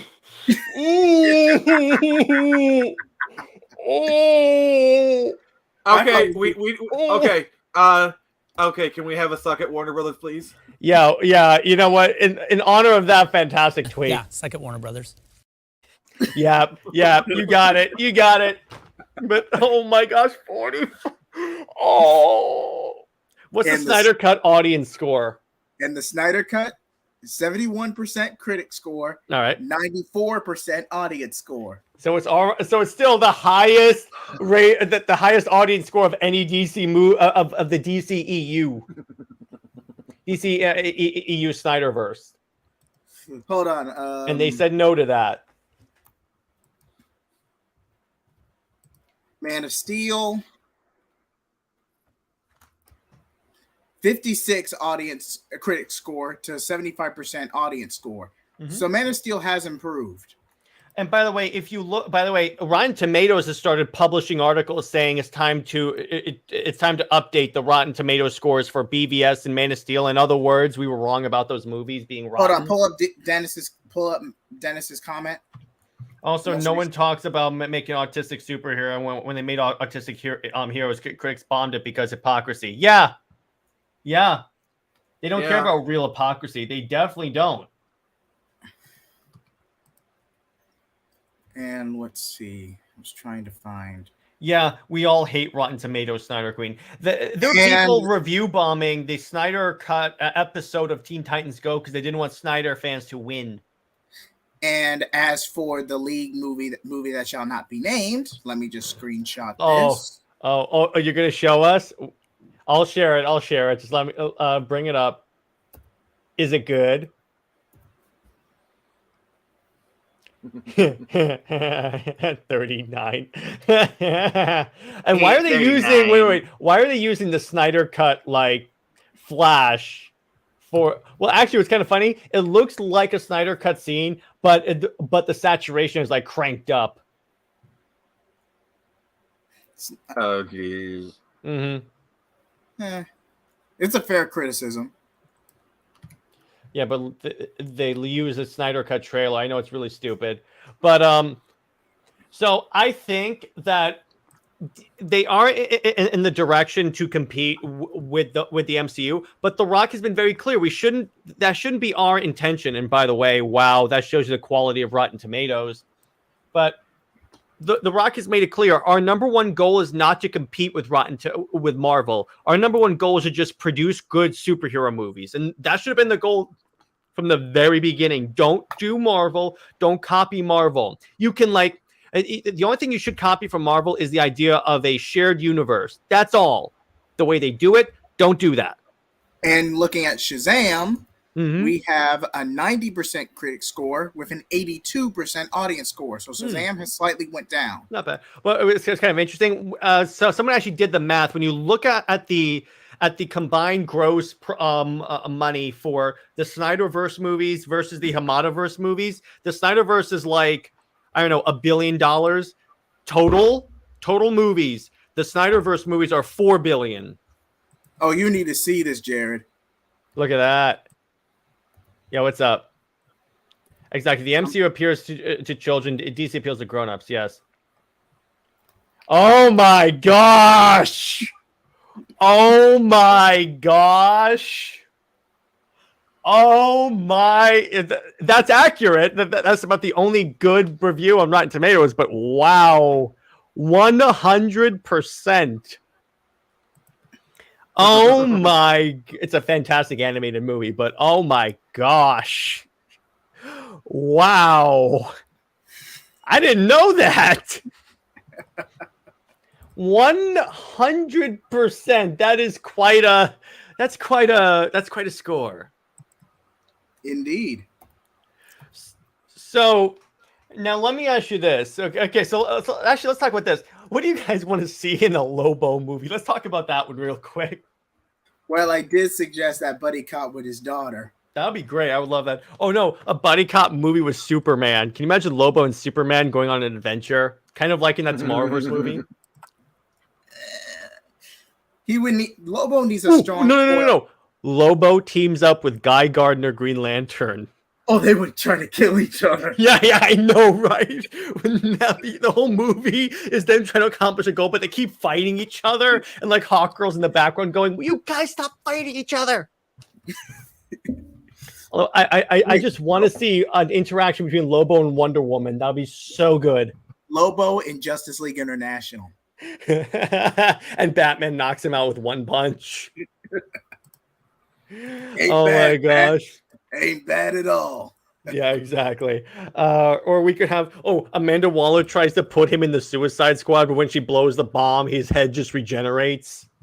They did that in the Norman Reedus as Lobo. Ooh, That could actually work. this is also a good score too. Okay. Ooh. So What's Injustice got? No, I'm gonna say something to where you Yeah. guys are gonna be like, you guys are gonna love this. Imagine they're doing a Lobo movie in 1998. Okay. Okay. Here's my pick for Lobo: Macho Man Randy Savage. Oh yeah, that could work. That could work. Actually, Like 1998 Macho Man Randy Savage as Lobo. or Machete. Call me Machete. And Even now, Danny Trejo could do it now too. Danny Trejo. Danny Trejo is Lobo. I'm telling you, that could work. Okay, I want Antonio Banderas to play Guy Gardner. Oh my gosh. Who Now- would pay? Like, but because first off, Antonio Banderas could actually do a version, like a more like Hispanic version of Guy Gardner. He would be perfect for it. Also, just imagine Danny Trejo and Guy Gardner trapezing through the universe. Oh my gosh, that would be Danny Trejo and Antonio Banderas in a team up movie, except the Guy Gardner and Lobo. Yeah, and then Guy Gardner at one point he makes a construct of a machete. And then he gets his warrior powers, and then one of his arms turns into a machete. But who would play Crush? Like, I'm genuinely curious. Who would play Lobo's daughter? Alexa Bliss. Alexa Bliss. Yeah. But yeah, okay, it's believable because they're aliens. But yeah, I just can't go with Machete as Lobo. I want this movie so badly. He can play it now. Oh, wait. If you want to have like an Hispanic person, Becky G. Okay, Yeah. I could see that. I mean, come on. If we're trying to have the same ethnicity as Danny Trejo, Becky We don't have G to because would- they're aliens. But I did like But her I'm in saying- Power Rangers. That's exactly why I'm saying. Like she's like, I think as like an attitude kind of actiony kind of thing, I think Becky G could do it perfectly. By the way, I'm still convinced that Power Rangers movie was very underrated. Which one? Okay, The newer one, 1993 or 2017? 2017. as the resident Power Ranger fan, I agree with you. Yeah. Like To an as extent. a person who literally has a shelf and a half of Power Ranger DVDs over there, yes, I actually liked it. And In I- my intro for Comics League Live, it's us reacting to having the same Power Rangers comic. Which, by the way, is literally on that shelf right there. Right there. It's in my indie shelf. Power Rangers 2017 was bombarded with product placement constantly. The problem is Bob Sorry, Hoskins Bumblebee. is dead. Yeah, Bob Hoskins is dead. Yeah. But if he was still alive, yes. Mm-hmm. Let me see. Who else would be really hilarious in this movie? What other really This would be like all the comedic characters in one movie. Wait, what about Jack Black? Jack Black as Hal Jordan because he was originally supposed to play Hal Jordan. I was about to say that almost happened. That almost happened. Yeah, we just found a Green Lantern ring. It wasn't like it came to him, and he just found it. Actually, no. Jack Black as Dexter. Oh, that He's the voice of Dexter. that works. He could Who would do play it. Atrocitus? Bautista. I would. No, argue- I would want a argue really Jack- good. Oh, that's a voice acting role. That's primarily a voice acting. What's your role. heat? I would argue Patrick Stewart because when you really make Patrick Stewart mad, Uh, I could see him as one Actually- of the Guardians. I could see him as one of the Guardians. I can see he Patrick- would totally be a guardian. Patrick Him, Stewart- Gandalf, Evan Soar. or that. Definitely Abensor. And yes, Bautista needs to be Bane. Yeah. Yeah, he'd definitely be good as Bane. He's Trying Bane. to think. Let's see. Who would you play Renee Montoya? Renee Montoya. That's a really good question. Probably. Everybody chat if you have anyone in mind to play Renee Montoya. By the way, my casting for the question is John Hamm. Oh yeah, I could see that. Yeah. That works. That works. But who As would long be as he's not Detective playing Bullock? Batman. Remember when he was campaigning to play Batman, and I'm like, no. I mean, I think like if push comes to shove, I think he could make a decent Batman. Bruce But, Wayne, like- yes. Batman, no. But who would be Okay. Detective Bullock? Have you seen Baby Driver? Yeah, I have. You know he's the villain in that one. He does a really good job. Yeah, he could play a great Two-Face, not Batman. Actually, yeah, he'd be really good for Two-Face. Yeah, exactly. Like, he's Two-Face in that movie anyway. So okay, yeah, he would be great as Two-Face. I'm changing my thing. He's now Two-Face. Yeah, he has to be Two-Face. That's the way I would do it. But who would make a good Detective Bullock? Jack Black. No. Okay, I'm just joking. Nah. Nick, surprise us with a fantastic casting. I mean, I literally just casted John Hamm as Two-Face. So what do you want? Who's Titus Welliver? I think I know. Hold on, let me look him up. Titus. Oh, okay, I got one for you. Batwing, Michael B. Jordan. Yes. Kirill Glass as Detective as Harvey Bullock. And I'm sorry, but like just recast Morgan Freeman. He is a perfect Lucius Fox. I'm sorry. Keep him. I'm sorry. He was absolutely. perfect in that role. He's the one thing from the Bale-verse that I would carry over. He works. I mean, they literally brought J.K. Simmons back. So. Have y'all seen Sons? He was recently on The Mandalorian. Who did he play on The Mandalorian? Titus Welliver. He was recently on The Mandalorian. He was. She said Kyle Glass. She spelled it wrong. Leave me alone. It's all right, Snyder Queen. We love you Actually, anyway. I know someone who could play Guy Gardner. Who? Taylor Kitsch. Yes. Yeah. Actually, he would do really well as Guy Gardner. I mean, honestly, he could play any of the main three white guys. He could be a good Hal Jordan. He would be a great Guy Gardner. And he could play even Kyle Rayner. Honestly. He would be a better Kyle Rayner than Guy Gardner. Yeah, I think he would work better. Now, okay, so Atrocitus, Zachary Quinto. No, I would argue Quentin Tarantino. Ooh. No, because we need a really good person who has a really good voice. Keith Zabernaka's Bullock. That's great. Oh, that's a good one. I got someone to play Atrocitus. Alec Baldwin. Ooh. You know what I'm referencing, right? I know what you're referencing. No. They're gonna what they're gonna do is the next Suicide movie. They're gonna recast Deadshot as Alec Baldwin. No. Alec Baldwin for Jonah Hex. Oh. Can he go for 4? All he has to wear is the suit, is the costume from Rust, literally. Oh my gosh! They give him a gun that he has no idea how to use, and they don't tell him if it's loaded or not. And if all else fails, he's Red Hood. Oh my gosh! Oh my gosh, that's great. He's Red Hood. You son of a bastard. Oh my gosh. Oh, by the way, I was talking to Saul earlier. No, guys.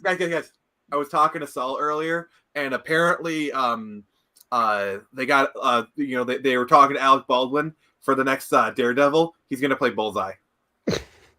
Or no. I had a good one in my. No, he's roles that Alex Baldwin could play. He's gonna play Flashpoint Batman. That one's a little on the nose, Jared. I appreciate you trying, but that one's a little. Ah, come on. No. Alec Baldwin is gonna make a cameo in the Batman 2 as Joe Chill. Oh my gosh! Oh my gosh! Josh Brolin has to be Jonah Hex. Do Josh Brolin as Jonah Hex. We're done. Olsen, maybe it would depend on the execution, but I think Timothy Olsen could play. I mean, I have heard that they don't want Josh Brolin as Cable anymore. So in the next Deadpool movie, he's gonna be played by Alec Baldwin. Except it'll be a Cable whose gun just goes off randomly. He shoots Deadpool in the head. He's like, "Watch it, Alec Baldwin." You know Deadpool will make that joke. But anyway, so let's continue talking about this. Did you know that in the next Transformers movie, Megatron he's gonna transform into Alec Baldwin. Okay. Okay, that is the best one because No, the remember best one is him being Jonah Hex and then Red Hood. That's the best one. No. Do you know what the original transformation of Megatron was? Into a gun, I know. Hold on. The Shadow. The Shadow. No, he's gonna play Batman, but it's 1939 Batman. You do realize he did play the Shadow, right? He'll be John Wilkes Booth. Too far, man. Too far. And that's too far? Oh my gosh. That movie deserves it. So I gotta be honest with you guys. The Shadow is like a criminally underrated movie. Mm-hmm. It is. Like that is a really, really good movie. Like in the 90s, they did a lot of like golden age comic characters, like the Phantom. Oh my god, is that a good movie? I got a good person that could play the Question. Okay. It's a famous actor. I can't remember his name. It's okay. He was the lead in Interstellar. McConaughey. You forgot Matthew McConaughey? For some reason. All right.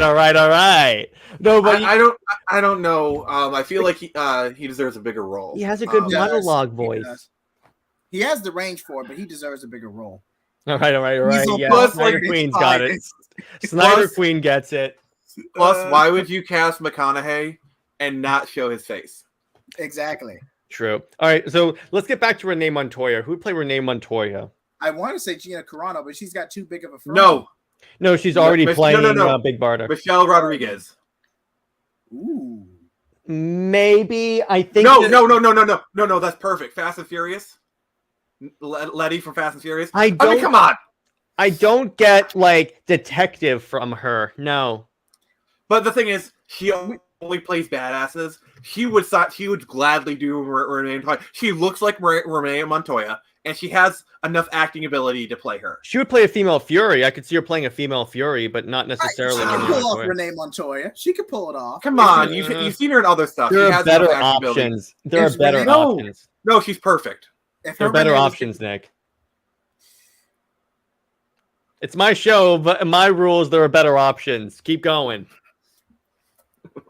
But who would play a good Catwoman? Oh, by the way, Nick, I just want to say I was watching your show earlier, and I appreciated what you off the bat. I was there in spirit. You gave me an F off Bard. I appreciate that. I started laughing out loud. I was like, oh well. I literally went, God damn it, Nick. Literally, yeah. I was like, okay, I see. Well I kind of made Jay Heath the target of my F off Bards. Yeah, I saw that, and it was appreciated to not be the target from now on. Well, when you come on the show, things kind of might change, but Yeah, let's see. What about the woman from Riverdale who played Veronica? Veronica. Maybe. But she's more of a mean girl. She's more of a mean girl. I thought we were talking about I thought we were still talking about Renee Montoya. Sorry. We are. If she had a stunt double, I mean, in terms of the actual scenes, actually, Medina, we already have a Catwoman. We're going off the Snyder cast. You already had someone as Catwoman. Yeah, I'm sorry, but if you're going to do an older... That would work for a younger Catwoman. Yes.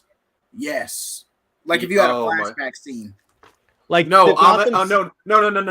Amma as Poison Ivy. Oh, there you go. Oh, no. Either Amma or Eva Green as Poison Ivy. Oh, Eva Green. It's got to be Eva Green. It's got. I'm sorry. Now I have in my head. Literally, it's in her name. I'm sorry, but now I have in my head Eva Green making out with Margot Robbie. I'll be in my bunk. Yeah. Well, Nick, he turns off his camera.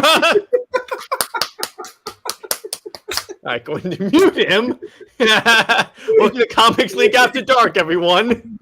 Okay, so just for the record, this is what I was doing. Yeah, we all know what you were doing, Nick. We all know. And just like that, we lost our PG-13 status. Yeah. But yeah, Eva is a better option because you know why? Nick literally will pick someone based on the pun. Hence, Cersei Lannister playing Cersei. Who would be a Okay, good let action- me make my case for Eva Green as Poison Ivy. Let me legitimately make my case. Go ahead. So Poison Ivy is a very sensual character. Like it's a lot of like personality, sexuality. I mean, obviously she looks good, but a lot of it's like. And if you've Very seen her in Italian. Casino Royale, by the way, someone's entertained. By the way, if you've seen her in Casino Royale, yeah, that's Poison Ivy. Yeah, like she can do like the whole set. Like I got to be honest with you. I think Uma Thurman nailed Poison Ivy. Like for the movie they are making. Plus, like, and honestly, even if they're doing a more serious movie, she could have been able to do it anyway. Because like Uma Thurman's an amazing Uma Thurman is an amazing actress. Like Uma Thurman was the best part of that movie because like he understood exactly what movie she was in. Yeah, and by the way, here's an idea, and this has to be what the question movie is: a noir style, 1940s style, black and white. Yes, HBO Max miniseries. Yeah, Who would exactly. be a good live action Shira Hall? Oh, because there are many different women I could see playing this role. Gina Carano being one of them. Question. Yeah, Wait, go ahead. I have a question for you. So, if the Hawkman in DC, in the current DCU, is black, does that mean Hawkwoman has to be black? No. Because we're doing with reincarnation. Okay. All right. There are many different options you could go for Shire. You could do Gina Carano because Cara Dune seemed to me very much inspired by Hawkgirl. You could go with. It has to be someone like really, really tough and badass. Alexa Bliss. Alexa Bliss. You could go with Alexa Bliss, maybe. What about the actress who played Bo-Katan? You could go. No, but she doesn't have. Okay, Katie Sackhoff is amazing, and yes, but I think she would make it. I don't know. I want to cast her in. She doesn't have the intimidating voice though, because think of the voice. Now, I got it. Jared. Now I know for sure you've never watched Battlestar Galactica, because if you've watched Battlestar Galactica, you would not be saying that. Not for Shira. She doesn't have the Shira voice. Like, let me put it this way. You know who I would cast? Honestly, Kara Thrace is hella intimidating, so F you. Nick, I was speaking. Do you know who I could honestly see playing Shira? Who the lady who voiced her in Green Lantern? Who? And Beware My Power or the DC? Yeah, Beware My Power. Okay. Maybe. She's done live action acting, so it's not like it's new for her. Okay. And she's actually a pretty decent actress, and she has that voice. I give her a shot. That's fair. I give her a shot. But if I couldn't have that, if I had to have a physical actress, I'm going to raid Marvel. Let's see what Marvel person would I cast. The problem is that a lot of Marvel characters aren't as intimidating as they used to be. All right. Well, if we're doing crossover, Henry Cavill for Captain Britain. Yes, or Hyperion. What I would just do is take the entire Justice League cast, make them the Squadron Supreme, directed by Zack Snyder. Yes, you literally say that every directed by Zack Snyder. What about Ben Affleck as Colossus? No. Colossus has to be a Russian. Colossus Ben has to be a Affleck's too Russian. old for Colossus. Yeah. I said it for Beast. No. Yeah. Let's see who else could make a really good Hawkgirl in chat. If you have any idea on who would make a good Hawkgirl in the in DCU now, let me know and I'll highlight it. Let's see. Not Gal Gadot because she's already Wonder Woman, and I can't see her being Shayera. I think she's fine as Wonder Woman. You mean Big Barda? You I said Gal Gadot. I thought you said Gina. Because I would say Gina. Rosario Dawson. Okay. Hey. That's an option. That's actually a really decent option. I'd save her for like Grail, Daughter of Darkseid, or she would make a fantastic. No, you know who has to play Rosario Grail? Dawson is too old to play Artemis because she's like Artemis is like a Teen Titans. Artemis they already cast. They raised Ben Artemis in the Wonder Woman movie, but I'll show you who has to play Grail because she would nail it. The villain from the Mummy movie, the newer one with Tom Cruise. Wouldn't she do really well as Grail? That's interesting. And by the way, Snyder Queen, I love Gal Gadot. She's the one celebrity whose social media I follow besides Henry Cavill, who I always walk away feeling better than I did before. It's so uplifting. Also, Also, what about the woman that who played? What about Sorry, the go woman? Oh, appreciate it. What about the woman who played Catwoman in the Dark Knight Rises? No. Anne Hathaway. No, Anne Hathaway is in no way intimidating. No. I think she was a good Catwoman, though. I think She was a for good that movie, I Catwoman. think she was good. For that universe, she was a good Catwoman, but no, not. First off, we're dealing with the DCU. People kill in this universe. Also, I do think Anne Hathaway actually would make for a decent Poison Ivy too. She could, but see, here's the thing. When I hear Poison Ivy's voice, because here's the thing. When you hear Eva Green speak, she sounds like Poison Ivy. Yes. She literally sounds like Poison Ivy. To the point where whenever I'm reading a comic and Poison Ivy speaks, I hear Eva Green. And yes, now I really want her to play Poison. Like, I'm sorry. Now that's my forever casting. No. Nick, do you need a minute to make sure you mute yourself and turn your camera off? Yeah, exactly. Do you need that? Yeah, exactly. We have kids here. Yeah, we have kids, so I can mute you. But yeah, anyway, who is the actress in the Man in High Castle? Well, for who? Because you're gonna have to give me a little more of an indicator. So, here's a I got it. So if Katie Sackhoff could play the Question. Renee Montoya's Question. Yeah. Okay. No, Renee Montoya has to be Hispanic. Who said? They race bend all the time, Nick. By their own rules, we can do whatever we want. Then you go into accent territory, and not many people can pull off a Hispanic. Don't even do the accent because Renee Montoya does not have the accent in the in animated. She doesn't have any accent. I'm sorry, but I don't like it when they race bend for no reason. I want Renee Montoya to either be black or Hispanic. I know they did like a black version. That's a fair criticism. Like they did a black Renee Montoya in Birds of Prey, and I actually thought that was decent casting. So, I disagree. The actress sucked as Renee Montoya. I did not get Renee Montoya from that.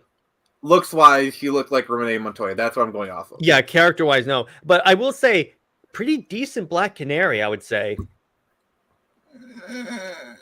My only problem with what she was given, because I still maintain that it would have been a little more fun if she used her powers more than once. And I'm kind of biased as far as Huntress is concerned because I'm actually a huge Elizabeth Winstead fan. I loved her as Huntress. She was the one redeeming quality. And she'll always be Ramona Flowers to me. Maybe bring her back. Who? Who played Black Canary in the Arrowverse? You could, but which one? Because I mean, there's like 4. Yeah. Well, technically 2. If you're just going by actresses, you're talking Sarah Lance or Dinah Lance, because the actress who played Sarah Lance was a really good actress, and she could do it. The actress who played Laurel Lance, not so much. But I'm talking about Dinah Lance. Let me put it this way. Yeah. I would pick the girl who played Sarah Lance as Black Canary in the DC. I'd be okay with that. I'd be fine with that because I think that's who I thought she was when she showed up.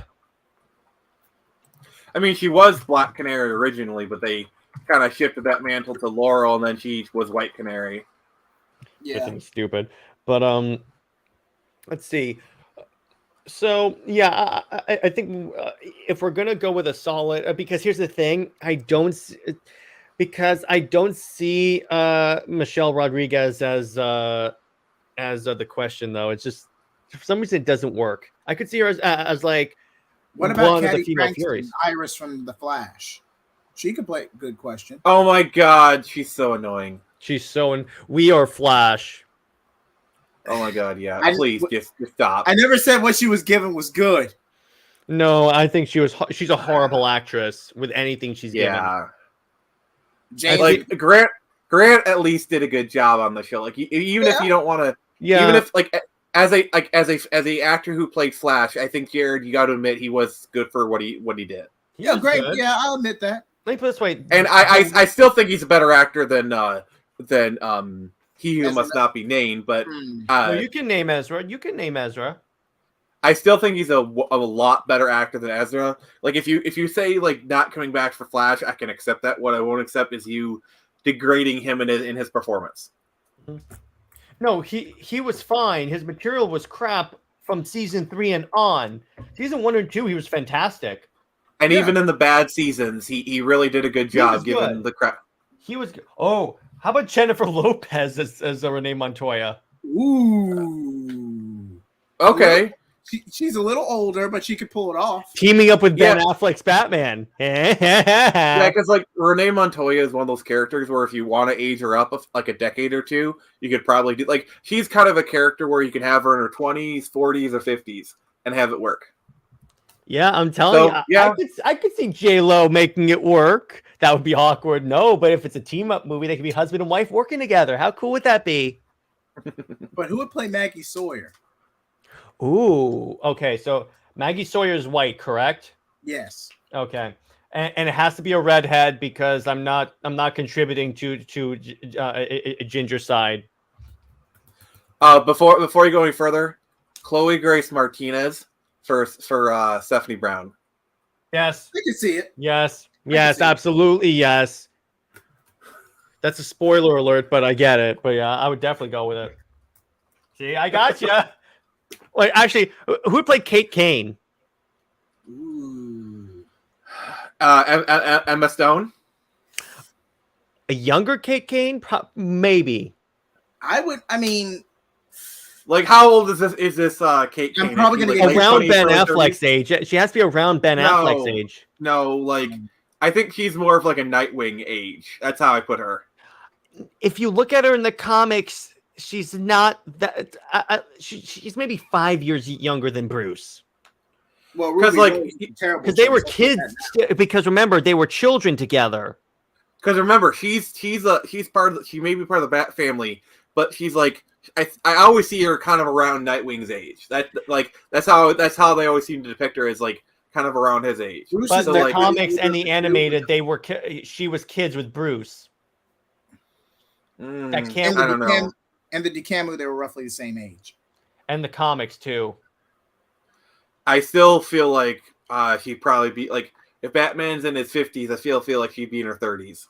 You could do maybe like late 40s, but she can't be. No, that not old. late 40s. No. I would say like no older than 45. That's a good compromise. Okay, I'll go with that. Because like I really feel like Batwoman is a character that appeals to like the younger people. So having her be in her 40s, CW would show. disagree. Well, here's the thing: CW would disagree because no one watched that show. Except older people. Because But here's the thing. Ruby Rose. I don't care what age she is. Blasphemy! Blasphemy. Ruby no. Rose at least looks like she's in her like early to mid 30s. She could pull off the look. I'll give you that. She could pull off the look, but in terms of actually characterizing Kate Kane, no. See, my thing is, I watched her in Becky the Lynch.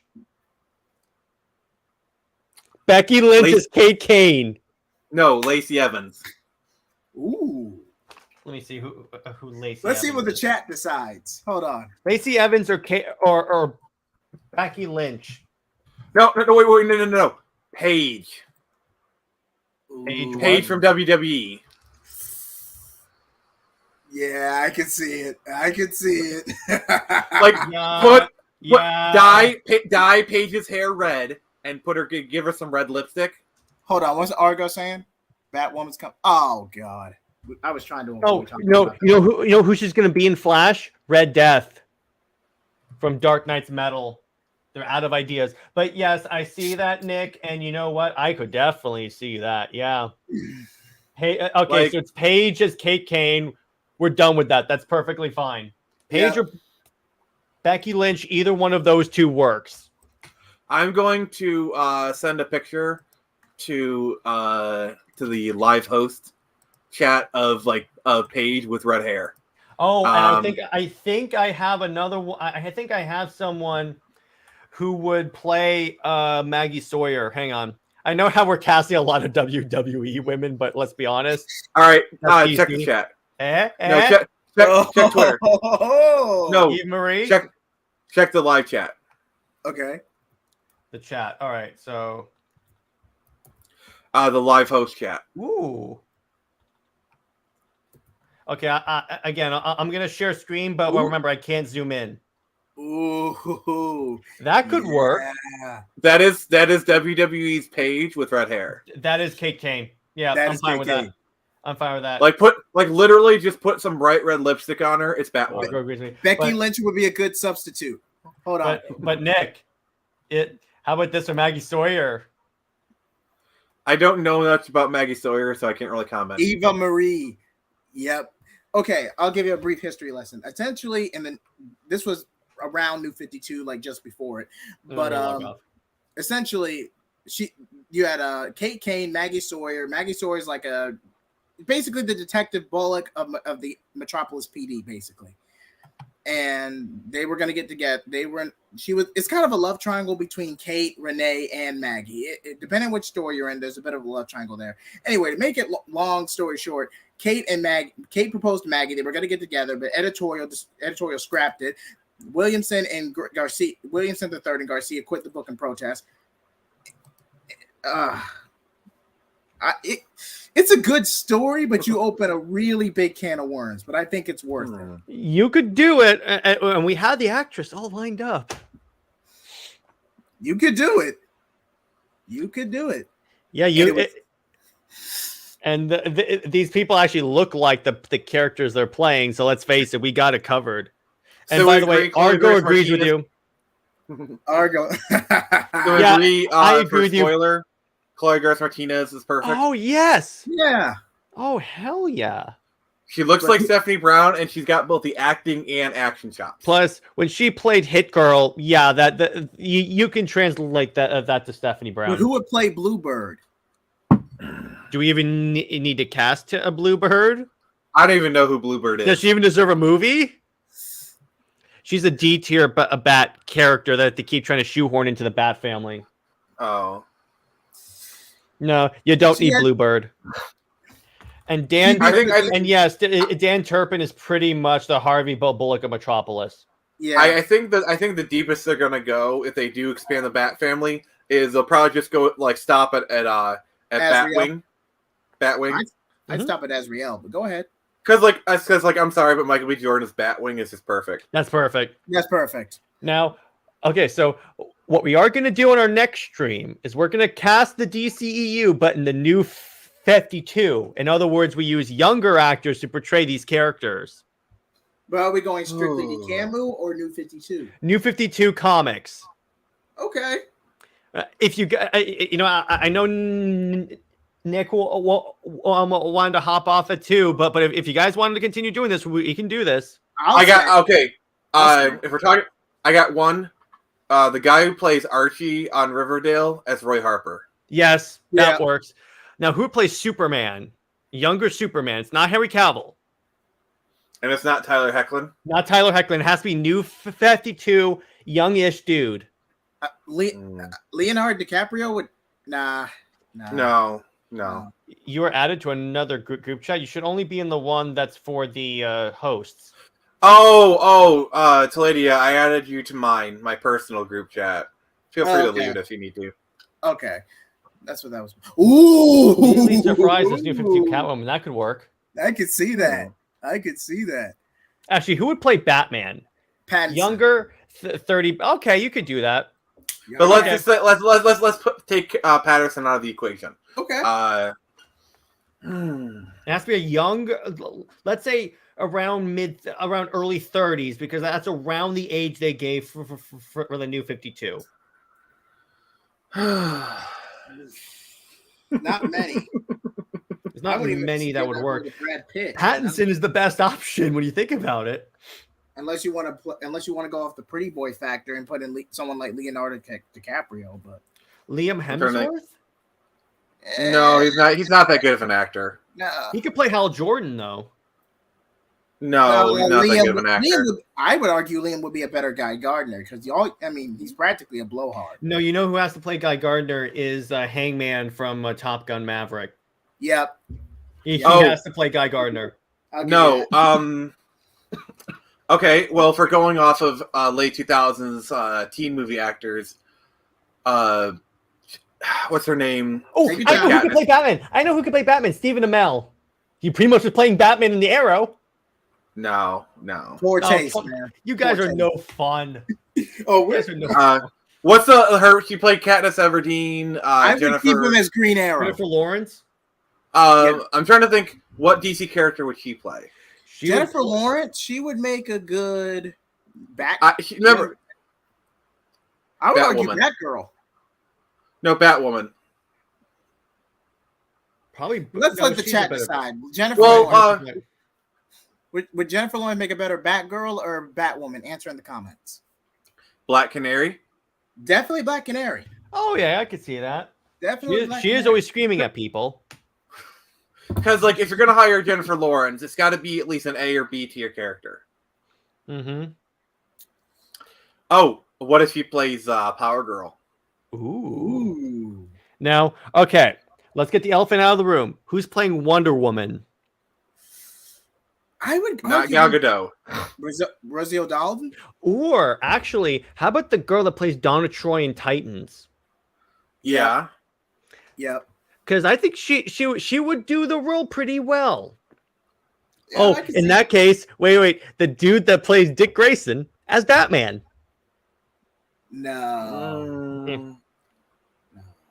I'm trying to see because those are younger actors and we can use them. No. If you were talking Dick Grayson's Batman, I could see it. But The dude who plays Superboy as Superman. All right. What about the girl who plays Arya Stark as Stephanie Brown? Okay. No. You. If we're gonna do race bending, she's the second Batgirl. Cassandra Cain. Yeah. I mean, the one that they completely destroyed in Birds of Prey. Yeah. That was not Cassandra. That Cain. was a crime. That was a crime. Jay Heath, that should have been mentioned in our comics crimes stream. Because here's the thing. It's a crime against humanity. Because Cassandra all that Cain was DC. Was DC's Deadpool. Go ahead, Nick. Go ahead, Nick. Cassandra Cain is a cold, detached assassin type. Not a The pickpocket. actress who played Arya Stark, she played that perfectly. Yep, she would work. And Damien, I'm just gonna go ahead and say Damian Wayne's kind of the same way. He's just more of a gremlin. I'd say more of a jackass, but he definitely falls into that. Who would gremlin. Anna Taylor-Joy play? Anna Taylor-Joy? Poison Ivy. Poison Ivy. Yeah, I could see that. Yeah, Poison Ivy. Or that's good. Starfire. No, more Poison Ivy. She plays more a bad person than a good person, I think. Who would make a good what young actress would make a good Starfire though? I give Anita Dobb a second chance, but who would be a good Younger, it replacement? has to be younger. She works better as an old Starfire. Yeah. Yeah. Probably. By the way, Raven, I'm just bringing over the woman. Keep. that I was plays about to Raven. say Yeah, keep who keep plays her. Raven in Titans. Hagen's She's wrong. fine. Keep her. Same And honestly, thing, the guy same thing with Beast Boy. Same thing with Beast Yeah. Boy. Keep them. They're fine. Yeah. Yeah, I'm sorry. He's perfect Raven. She's perfect. Like he She's looks fine. he looks a perfect age too. She is 100% perfect. Let me see. As I'm trying to see because you have to pick someone for Wonder Woman who is young-ish but still embodies a certain degree Wonder Woman. Who do you have play Black Mask? New 52 Black Mask. I'm not as familiar with Black Mask, but I would say keep Ewan. No. Don't Aaron's- drag Kenobi into this. Aaron Staten could do Clark Kent. No, Aaron Staten. I don't know who that is. I know. You wouldn't make a good Clark Kent. I'll tell you that right now. Aaron Staten is Clark Kent. Ugh. But no. Tim Drake is the guy who plays Jughead on Riverdale. I could see that. Mm-hmm. I could see that. As Tim Drake. You know, it's kind of funny. Yeah. I find it hilarious that in Riverdale they started giving everyone superpowers. I'm like, okay. I mean- okay. So this is the best way. This is how I describe Riverdale. Riverdale is a show that makes jumping in the shark a competitive sport. It's Archie comics, but smutty. No, it's a show. Droga plays Tim Drake. I could see that. Yeah.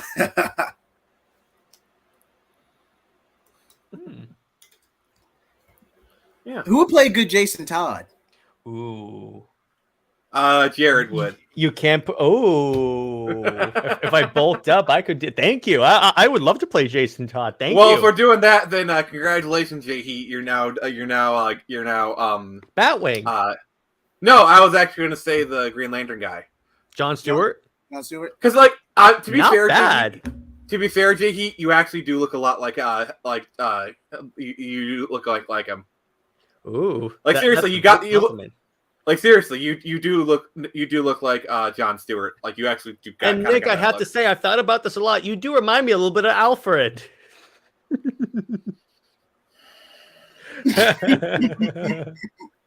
Welcome to Comics League After Dark, ladies and gentlemen. Yeah. But who was the kid who played Bruce Wayne in Gotham? He could actually play Damian. A teenage Damian, not debuting 10-year-old Damian. He's too old. But an adolescent, more Ivan Zufrosh type Damian, I could see him playing that. Yes, Tavia, we're not talking about Super Sons Damian. Well, if we're casting ourselves, I would probably cast myself as Roy Harper. Okay. And by the way, here's what we have to consider. If we're casting Superman and Wonder Woman, we have to cast two people that have chemistry together because Superman and Wonder Woman. I'm Green Arrow. I'm Green Arrow. I'm Green Arrow. Okay, I can see that. Okay. I got the beard. You have the personality of Green Arrow. And I got the beard. Mm-hmm. No, but okay, so remember, Superman and Wonder Woman have to have chemistry with each other because inevitably we would do a Superman Wonder Woman movie. By the way, for casting, Snyder Queen is Wonder Woman. Okay, I'm fine with that. She is our Wonder Woman on the Trinity. In that case, I'll play. I guess I'll stick with Red Hood. I love Red Hood. Mm-hmm. Don't mention it, or he appears. Super Sons. What do you think, Snyder Queen? Are you cool playing Wonder Woman? I mean, is that even a question?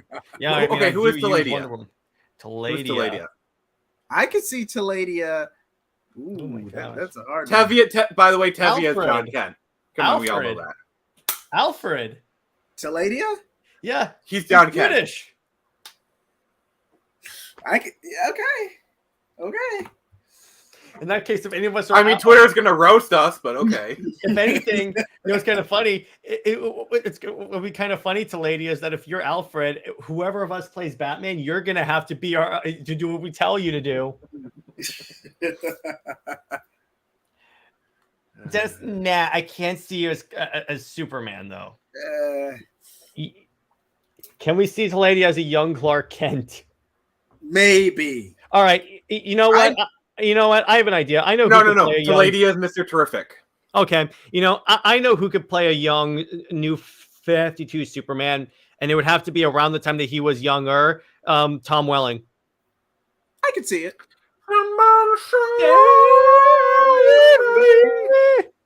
Yeah, I'm totally fine with that. I'd argue I'd make a good Constantine. Oh yes, that's a race bend I'm fine with because you sound like Constantine. Oh, bloody hell, mate.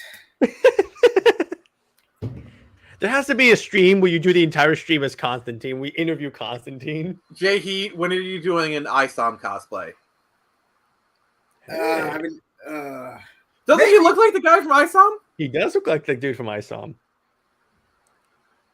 Seriously, I think you should do it. We'll petition young Ripper for you to play ISOM in the movie. Maybe. Mm-hmm. I guarantee you, if you did ISOM cosplay and you posted it, he would retweet it. I guarantee it. Okay. If we made a DC cast of dead actors, who would you cast? Well, then Christopher Reeve as Superman. That's kind of a given. Yeah. Val Kilmer as he's not dead. Batman. He's not dead. But his acting career is. Okay, maybe. Because I say that because his Adam West is Batman. Is Green Lantern. Who? Dwayne McDuffie is Green Lantern. Ooh, that would be funny. That should work. Adam West Dixon, as Batman. Chuck Dixon as Alfred. Well, Chuck Dixon's still alive. Dead. Stop trying to kill our friends, Nick. Kurt Cobain as Red Hood, and no, as Arsenal. Sorry, Arsenal. Mm-hmm. Okay. Will we do a storyline where he's a drug addict? Why do you think I picked Kurt Cobain? Why drag Songbird into this? Come on, man.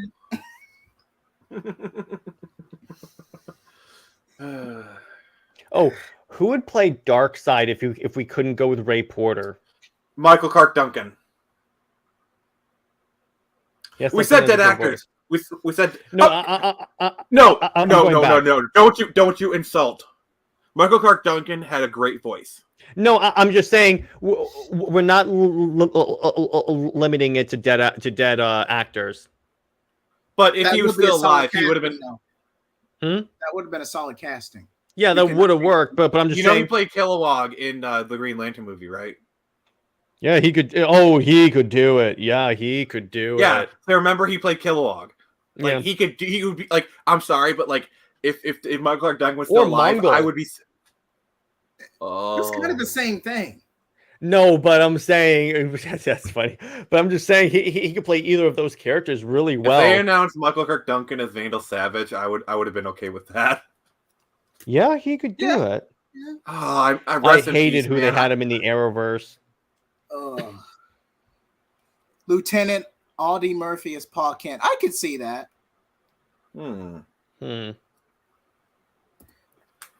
Yeah, y'all. Nick, have you seen that '70s show? Yeah. Do you know the actor who plays Red Foreman? Kirkwood Smith. Kirkwood Smith. Okay, what about him? Wouldn't he make a good Paul Kent? Okay, now I'm just now I have in my head of Clark Kent, you dumbass! You want my foot up your ass? You want my foot? You want me to put my foot up your Kryptonian ass?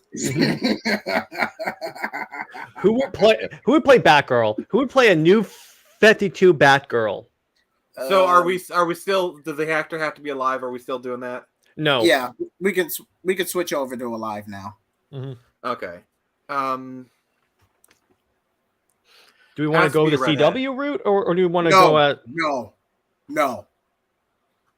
We're avoiding CW at all costs. Mm-hmm. The only exceptions being Grant Gustin, the actor who played Superman as Superman Lois. Those are the only here's exceptions. the thing. I would be fine with Grant Gustin playing Wally West Flash.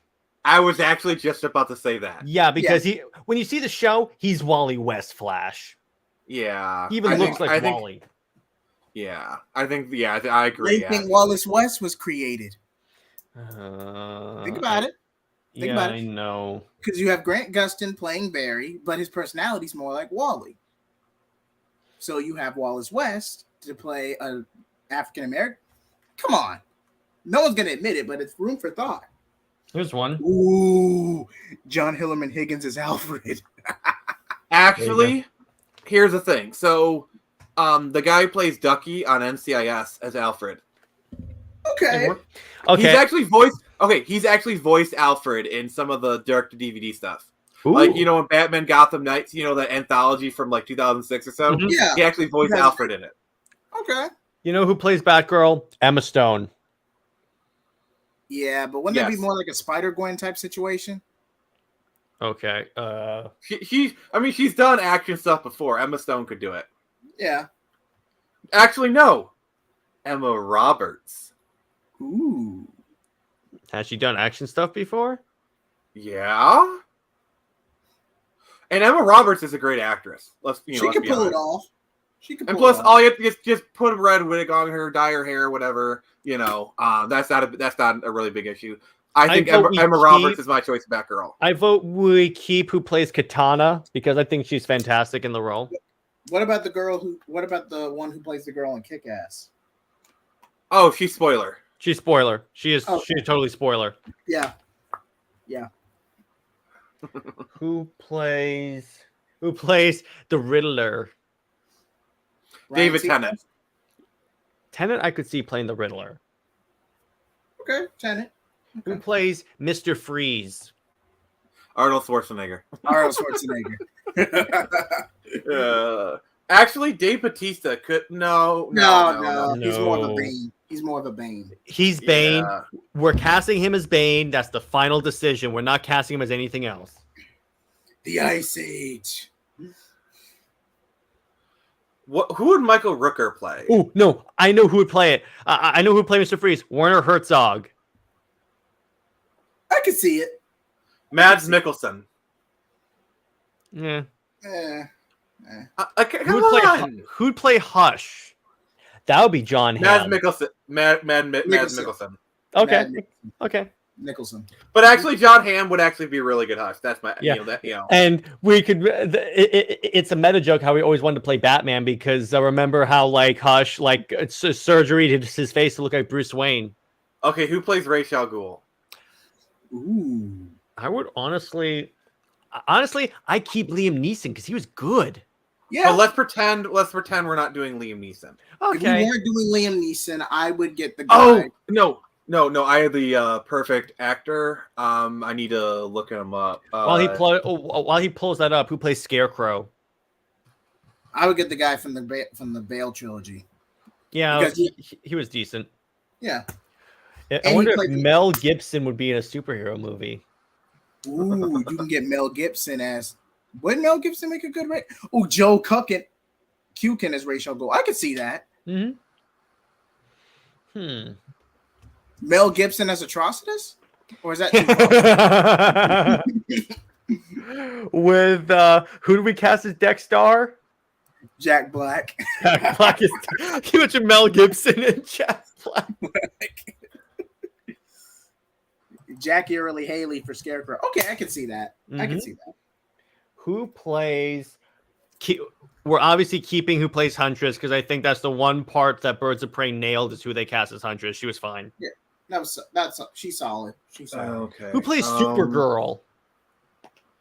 The actor they're keeping, or is that going to be an Earth 2 Power Girl situation? Laura Vandervoort. You could do that.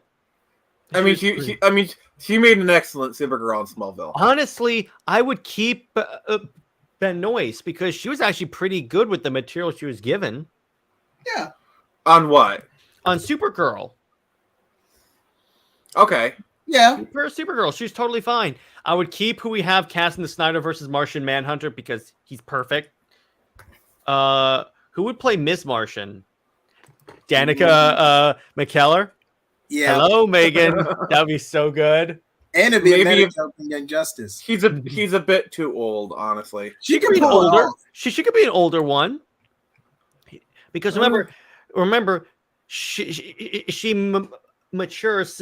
Like you could say it's like young. It's like Martian. They develop at a faster rate. Yeah, or it's Ms. Martian from like a later season of Young Justice. Because remember, she matured.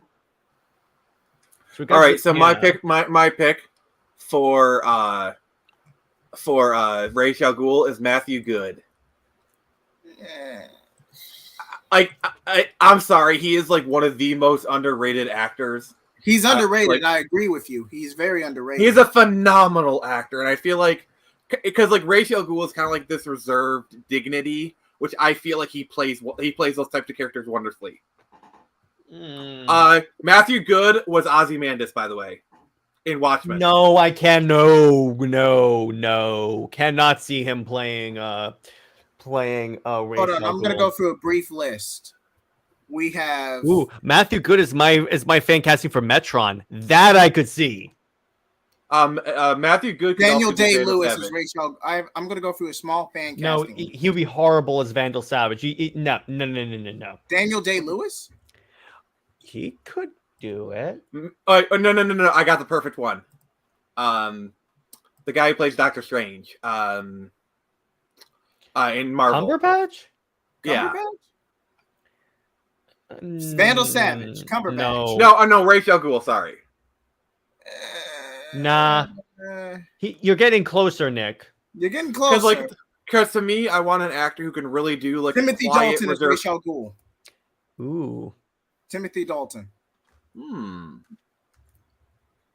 Oh, so someone said Freya Allen for Supergirl? Yes. Maybe Joaquin Phoenix or Keanu Reeves. Keanu Reeves would make Cumberbatch. I can't see. Well, we've already cast Two-Face. It's John Hamm. But Bob Odenkirk as Two-Face. It's literally he's both Saul Goodman and Jimmy whatever. What is with Joker and David Spade? I have a feeling that's kind of our inside joke now is we cast David Spade and everything. And by the way, Snyder Queen, I agree. No, David Spade for Supergirl. Well, if we're doing that, in that case, Danny DeVito for Wonder Woman. Wait. Anyway, What it's about- not blasting. No, him as Red Hood. No, that's crossing a line. So anyway, I No. started blasting. No. When they do the movie about about the behind the scenes of Rust, Danny DeVito plays Alec Baldwin. But And- that's gonna be and- another inside joke. Oh god. So anyway, I just started blasting. Oh my gosh. Oh, and no, it's like a satirical movie. It's like supposed to be like a kind of like a satire kind of thing. Wait. And like Toby no. Perry White. Toby Emmerich for Perry White. Walter Hamada as Darkseid. Only a weak emasculated Darkseid. Okay, serious though.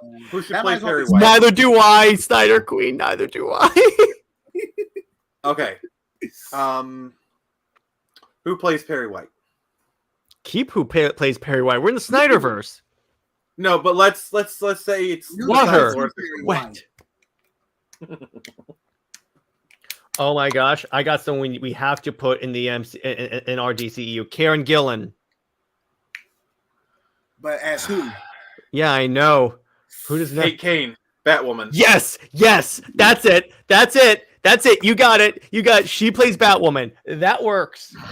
And you say my castings are terrible. Well, a lot of them have been. But Who would play Duke Thomas? The Signal. all right, I have one more. Who would Lena Headey play? She can't play Cersei. Katana? She plays Cersei. No, she's not playing Cersei. Katana? She's playing Cersei. She can't play Katana. We already have a Katana, and she's not playing Cersei. She's playing Cersei. Karen Gilligan? Karen Gillan, she was Nebula from Guardians of the Galaxy. You know, in another universe, if they did a Kingdom Come, I could see her playing Wonder Woman. Yeah. Definitely. Kingdom Come Wonder Woman. Is there any like older Wonder Woman characters that haven't been cast yet? That's a good question. Hera? Artemis? Hera? Yeah. Now you're I going can see to that. Yeah. Cassie Sandsmark. She hasn't been cast in Snyder. No, she hasn't. Who would play Cassie Sandsmark Wonder Girl? That's a good question. Okay, I have the perfect casting for Lena Headey. Leslie Tompkins. Nah. She has more of a range to be a Wonder Woman character. Ooh, Danny DeVito as the Creeper, Jack Ryder. Oh, I could see that. Yo, America's known nothing. Well, I'm not. Doctor Who just never appeared. Oh my gosh. We're just casting the old regime as characters now. In that case, Zack Snyder is Batman. No, he's Superman because he's literally saves the day. Mm-hmm. No, he is like whoever made. No, he's the presence. He made the DC universe. This is a very drunk. We're sober right now. By the way, we're sober. That's the thing. Walter Hamada is Punchline because he literally is the Punchline. No, I get what you were going for, but Punchline's joke is a Harley Quinn ripoff. Mm-hmm. So you would think Walter Hamada would cosplay as Yes, we have Lena Headey. She has to play like something.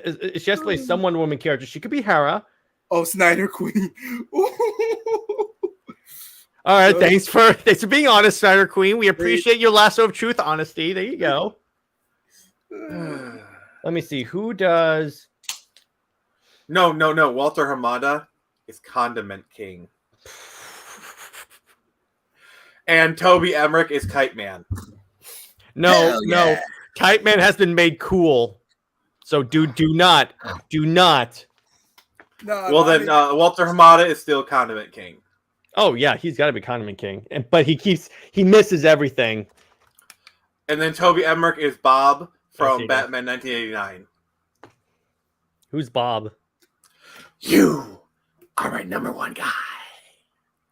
Mm-hmm. You want to get nuts? Come on, Let's Batman 1989. Also, the fact that you literally get shot at the end. Okay, that's kind of. I'm trying to cast them in the most pathetic versions possible. Come on. Emmerich and They're Hamada, the Wanker twins. Oh, Oh, yeah. The Wonder Twins. Oh Twins. God, no. God. Remember in the Dark Knight Returns, those big like Go to bed, balloon lass. like dolls that the Joker used to distribute his fear toxin while he was on the TV show. Mm-hmm. That's who Walter Hamada and Toby Emmerich play. Those two like little dummies.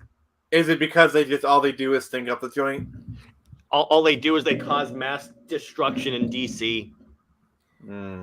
But by the way, Snyder Queen, you actually didn't spell wrong because that's actually their names, the Wanker twins. That works actually. You need to go to bed, lass. I think you've had a little too much. Don't worry, she's fun. Let's see. Who would, if we were gonna cast Natalie Portman? Don't drag her into this, man. Come on. She plays Princess Amidala. Okay, that works. Oh, did you hear that story where what's the name of the director? The director of like Ragnarok and Love and Thunder, Taika Waititi. He was talking. I guess he was talking like doing a group interview. Someone asked him about him doing a Star Wars movie, and he literally turned to Natalie Portman. Okay. He literally turned your mind. No. I know the story. Let me finish, please. He literally turned to Natalie Portman and says, "Hey, would you like to be in a Star Wars movie?" And he literally dies inside. It's like he kind of looks like I've already. It's all right, Snyder Queen. We love you. It's all good. It's not like he was literally one of the main leads of like an entire trilogy. Like her character was very, very key to what happened. She's Princess Leia's mother. Yeah, but anyway, let's cast. The last cast we'll do is Cassie Sandsmark. Who plays Cassie Sandsmark? Who's that? Wonder Girl, the blonde Wonder Girl, and half of the only real Wonder Bat.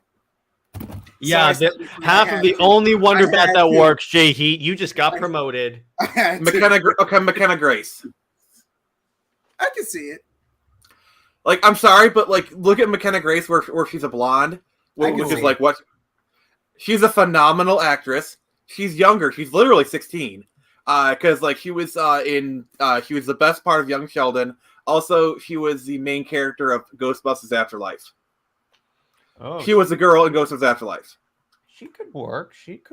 Really well. And if you literally like look up a picture of her where she's blonde, I see. Yeah, it. she's perfect. She's Wonder Girl. She's Wonder Girl, and that means she would work really well with who we cast as Damian Wayne, and otherwise making the only legitimate Wonder Bat. I like that, Jay Heath. By the way, thank you.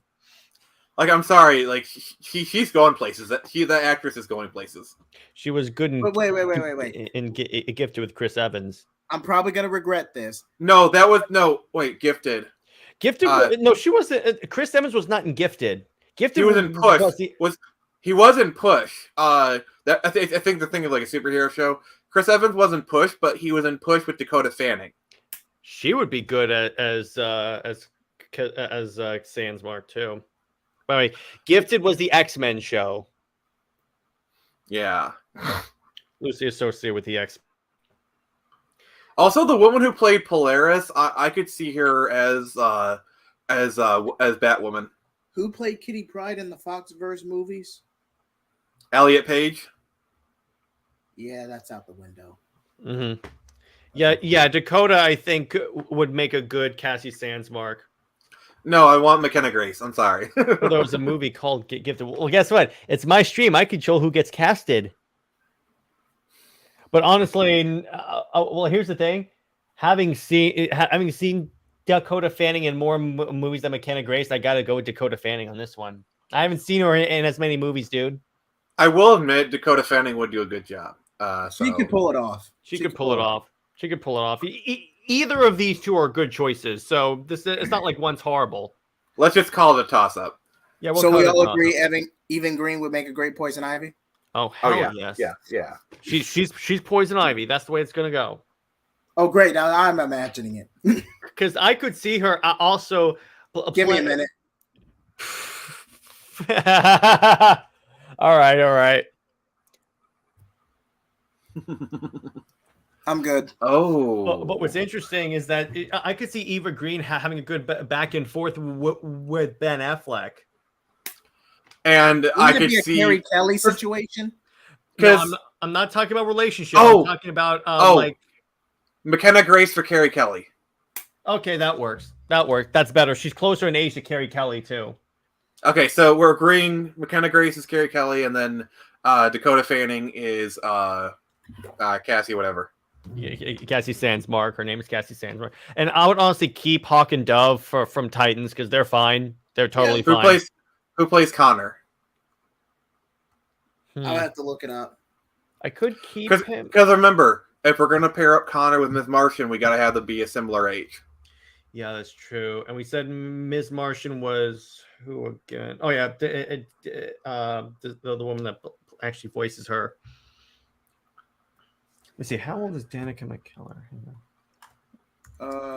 She's got to be in her 40s or something. See, that's the problem. That means you're gonna have an actor. She's 47. Okay, no. We're picking a younger actress. Because Carrie Kelly's already in BVS. She's one of the people in the Nightmare timeline that's aiming her gun out the window. Are you Joshua Open? That's who Connor plays in Titan. Who plays Connor in Titan? That's literally who, because someone asked him if he ever cast Carrie Kelly, and Zach pointed to that person. That's who it is. Wait, he's only 28? How about this for Nightwing? Who's that guy? Troy Gutierrez. Yeah, I could see it. What has he been in? He's been in Teen Wolf, and he played Nolan Holloway in Teen Wolf. Let me look it up. I could see it.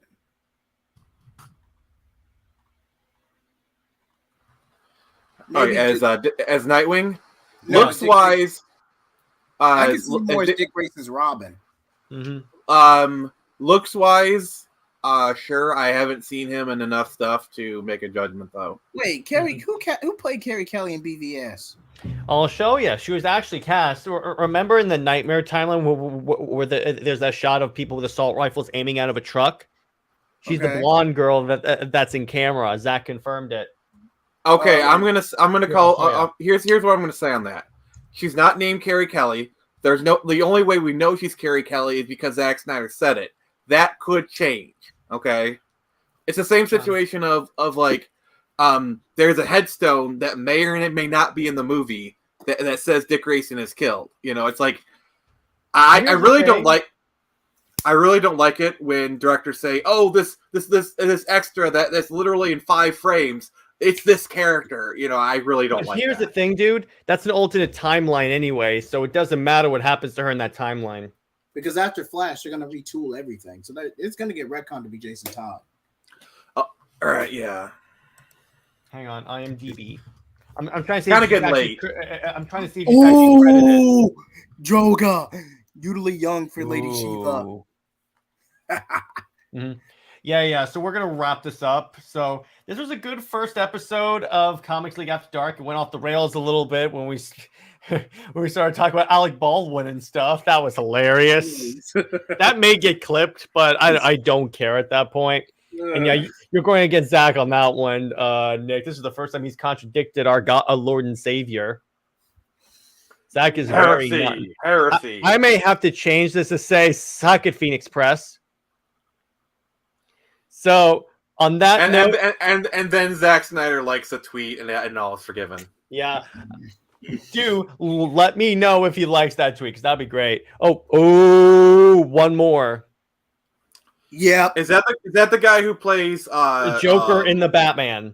Yeah, actually, no. The one who I want to play Reverse Flash, the guy who plays Homelander. Yes, I was about to say Anthony Starr. Anthony Starr is Reverse Flash. He's basically playing Reverse Flash. There you go. Perfect. On that note, okay, so we're gonna call it. Hope you guys enjoyed this first live stream. So this is gonna be what we're gonna do from now on. If there's any breaking news, we'll save it till Friday night. Then we'll go for about 2-3 hours talking about certain topics. So gentlemen, thanks for staying up with me and going through the hysteria, because that was very entertaining.